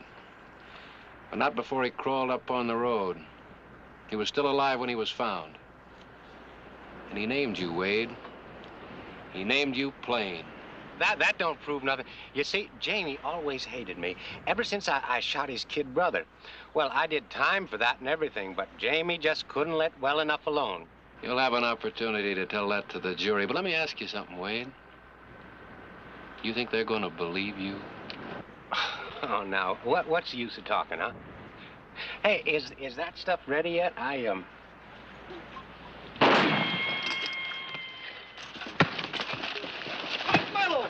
Stop it, you're gonna kill him. Good boy, Seth. I knew I could count on you. Say, just a minute. Let me get these things off. I'll be right with you.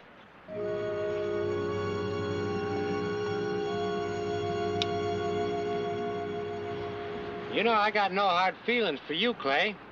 It's just that a man's got to look out for himself first, isn't that right?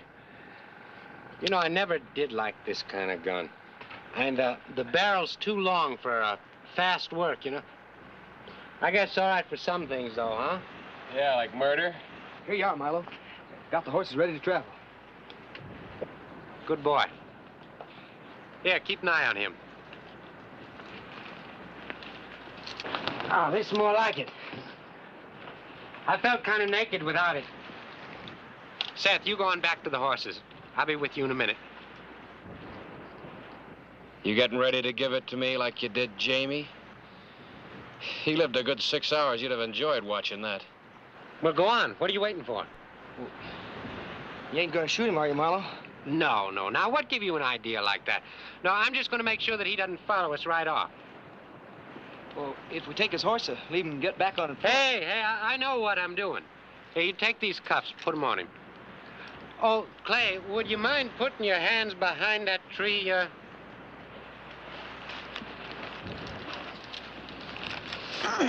They too tight? They're all right. Go on, get down the horses. You know, come noon tomorrow, you're going to wish that I had put a bullet through you. That sun's going to cook you good.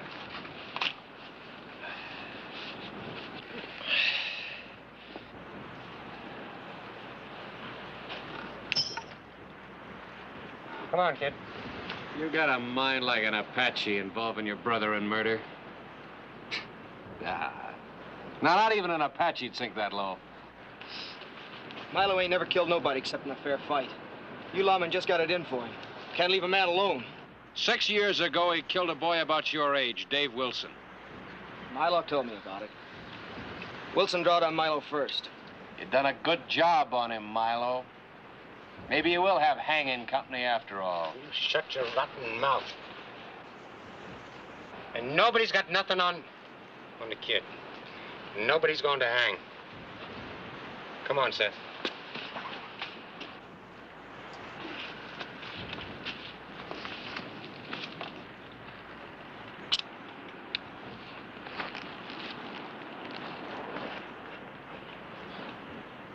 Thanks, kid. Well, come on, what's holding you? Pick up that gun belt.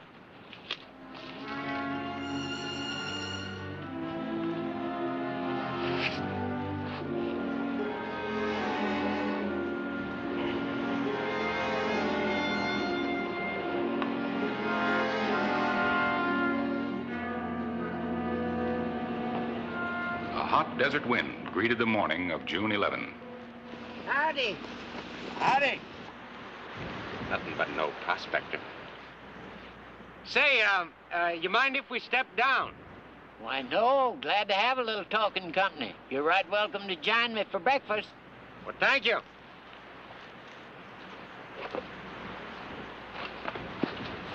You loosen the cinches on the horses. I'll do the talking.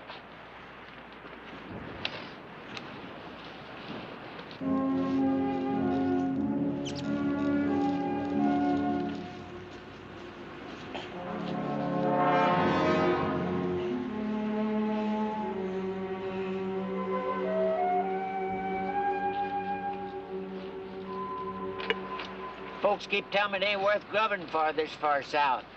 Just wait till I get to that S there. I'll give them their comeuppance. Well, you got to admit, it is pretty far south for silver. Didn't say nothing about silver, mister. Ain't nothing else worth looking for in this part of the country. All you young'uns are alike. Think you know everything. Well, you're right about one thing. There ain't no silver down here. Well, you know, these hills been gone over hundreds of times. If there'd been anything here, it would have been found by now. Is that so? Sure, I mean, it's just common sense. You ask me, you're wasting your time. You ought to go up north. I understand that's where the big strikes are being brought in. Know-it-alls. Think nobody knows nothing except themselves. Whistle a different tune now, though, we bet you bottom dollar. Call that wasting your time, mister? I don't know. What is it? What is it? It's gold. You darn fool. What's it look like? Well, that's gold, huh? Don't look like much, does it? Don't hardly look worth bothering for. I mean, it looks just like so many rocks to me. That ore ought to run 20,000 to a ton. Richest ore ever seen. Don't they teach you fellers nothing no more? Well, I guess not, old-timer, because if I was to see a whole solid mountain of that stuff, I'd probably walk right past it. June 11, 1888. Clay Hollister was fighting against time as the broiling sun climbed in the sky.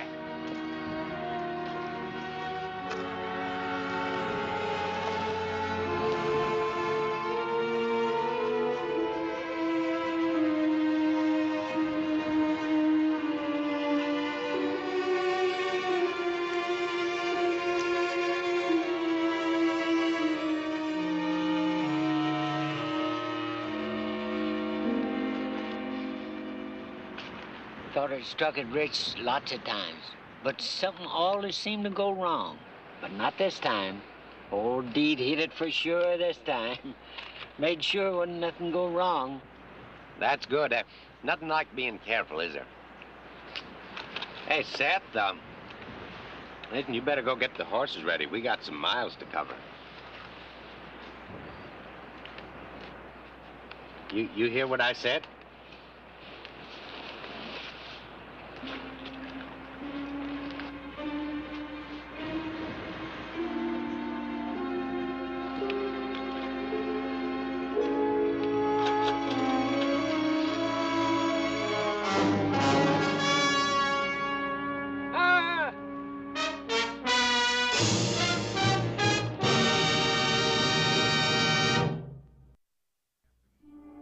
The afternoon of June 11, 1888.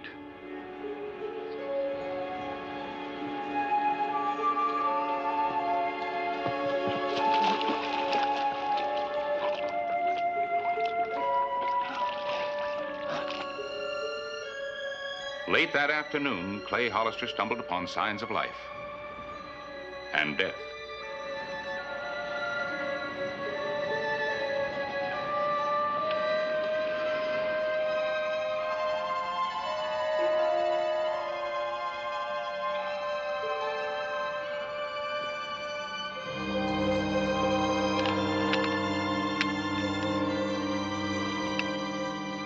The night of June 11. Relax, kid. Now, come on. You better eat something or you're going to lose your strength. Milo, I want to ask you something. Sure, what is it? How long you been lying to me about things? Lying to you about what?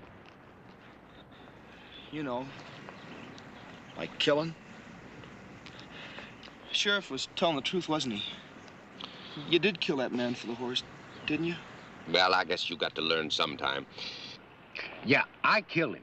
I did, but he kept asking for it, Seth. You remember how old Jamie was. Every time I'd see him, he'd start in with that murdering talk of his. You know, you're a killer, Milo Wade. They ought to hung you. One of these days they're going to string you up, and that kind of talk till he was driving me loco, so I just shut him up. But I shut him up good. I say that, I did. You didn't have to listen to it. Look here, Seth.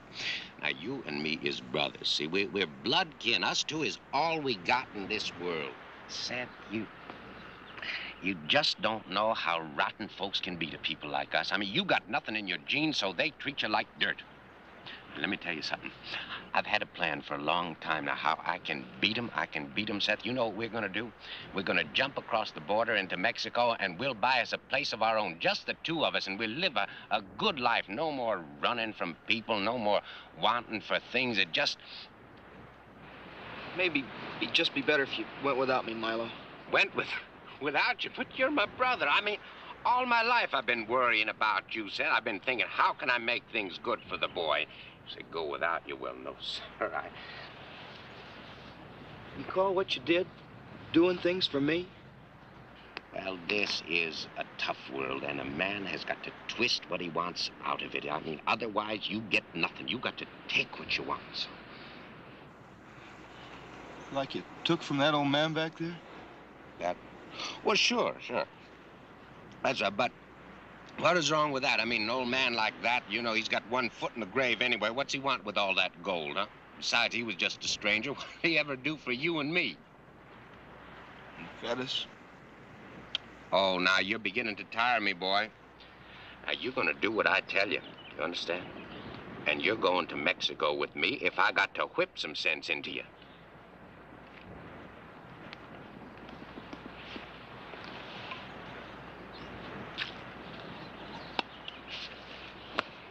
Come on, let's get some sleep, huh?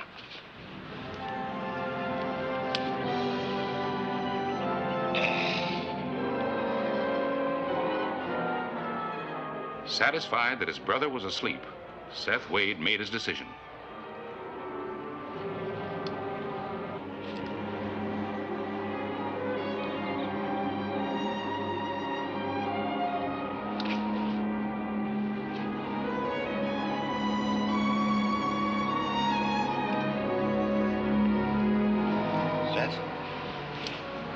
Seth, where are you?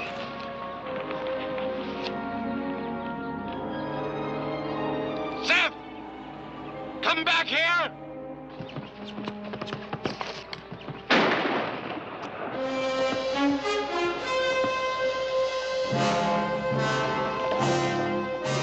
Seth? What'd I do? Seth!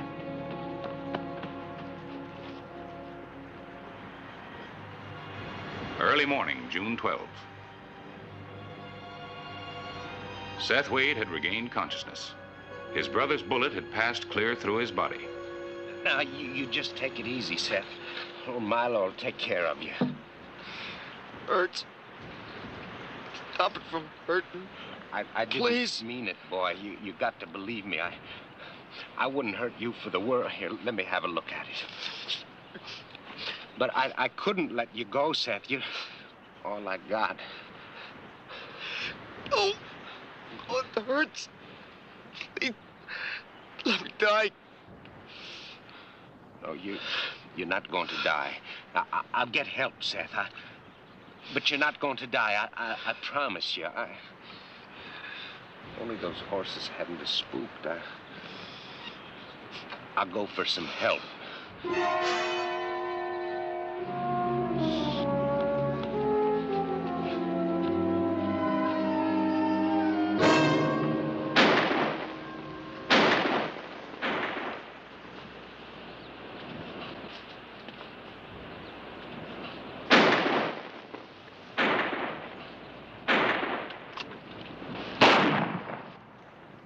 You hear that, Seth? Somebody heard my signal. You just hold on, boy. It's not going to be much longer.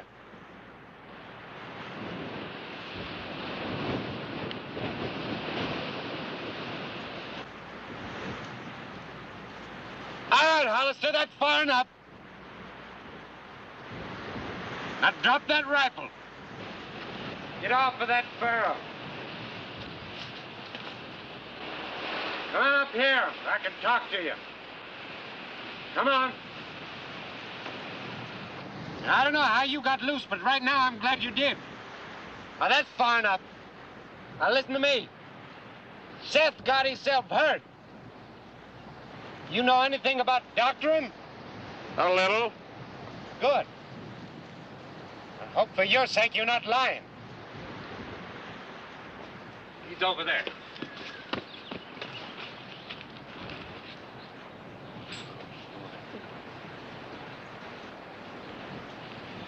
How'd it happen? What difference does it make? Just do something, will you? There's nothing I can do. He needs a doctor. Listen, don't lie to me. I swear I'll kill you where you stand. Look, I'd help the kid if I could. You know that. Well, will you help me get him on that burro? Then I'll take him You'll into kill town. him if you do that. Did you do it? Oh, it was kind of an accident. All right. There's a doctor in McNeil, 15 miles from here. There is? Well, maybe I could make it. If you do, the first man that sees you'll put a bullet in you. You've been posted in every town for 50 miles. Maybe so, but I got to take that chance. Real fond of him, aren't you? Well, that's a fool question, of Well, course. you got just one chance to save him. All right for help, but there's a condition. What's that? Give me your gun and wait here till I get back.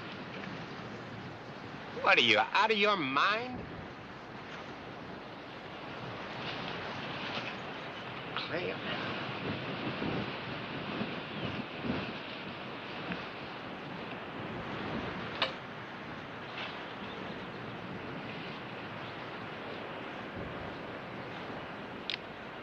all right.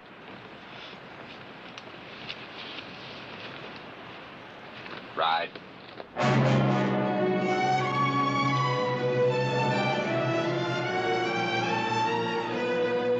June 17, 1888.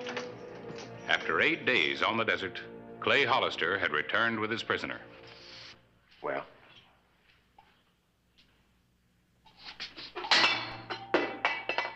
Now, come on, talk to me. How is he? Well, is he going to live? Yeah, but he'll never walk again. Your bullet chipped his spine. It did? Milo Wade began to realize that a slug from his gun had paralyzed his brother for life.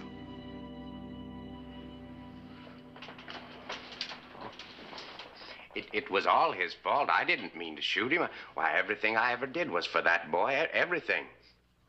Does he appreciate it? No. He looks at me like I was some kind of dirt, and then while I'm trying to sleep, he goes sneaking off. That's what he does. Well, good for him. Maybe now he'll learn to appreciate what I was trying to do. What did you do for him?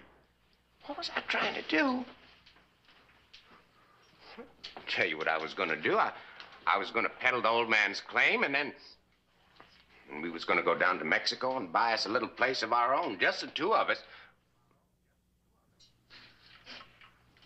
And now somebody else going to be enjoying all that gold.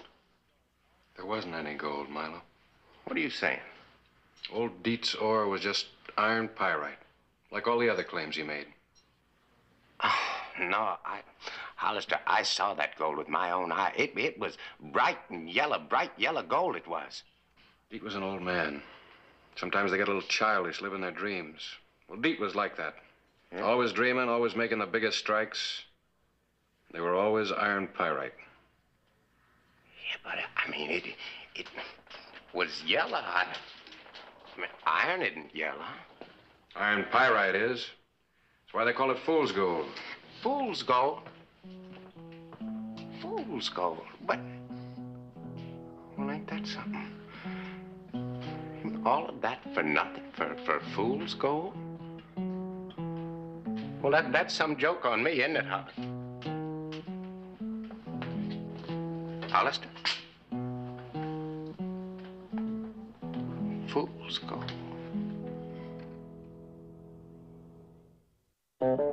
Whistle me up a memory, whistle me back where I wanna be, whistle a tune that'll carry me to Tombstone territory.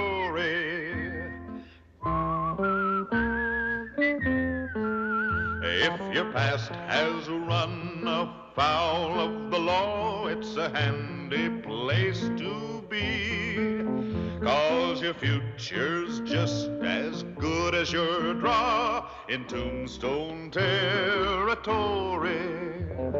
Whistle me up a memory, whistle me back where I wanna be, whistle a tune that'll carry me to Tombstone territory.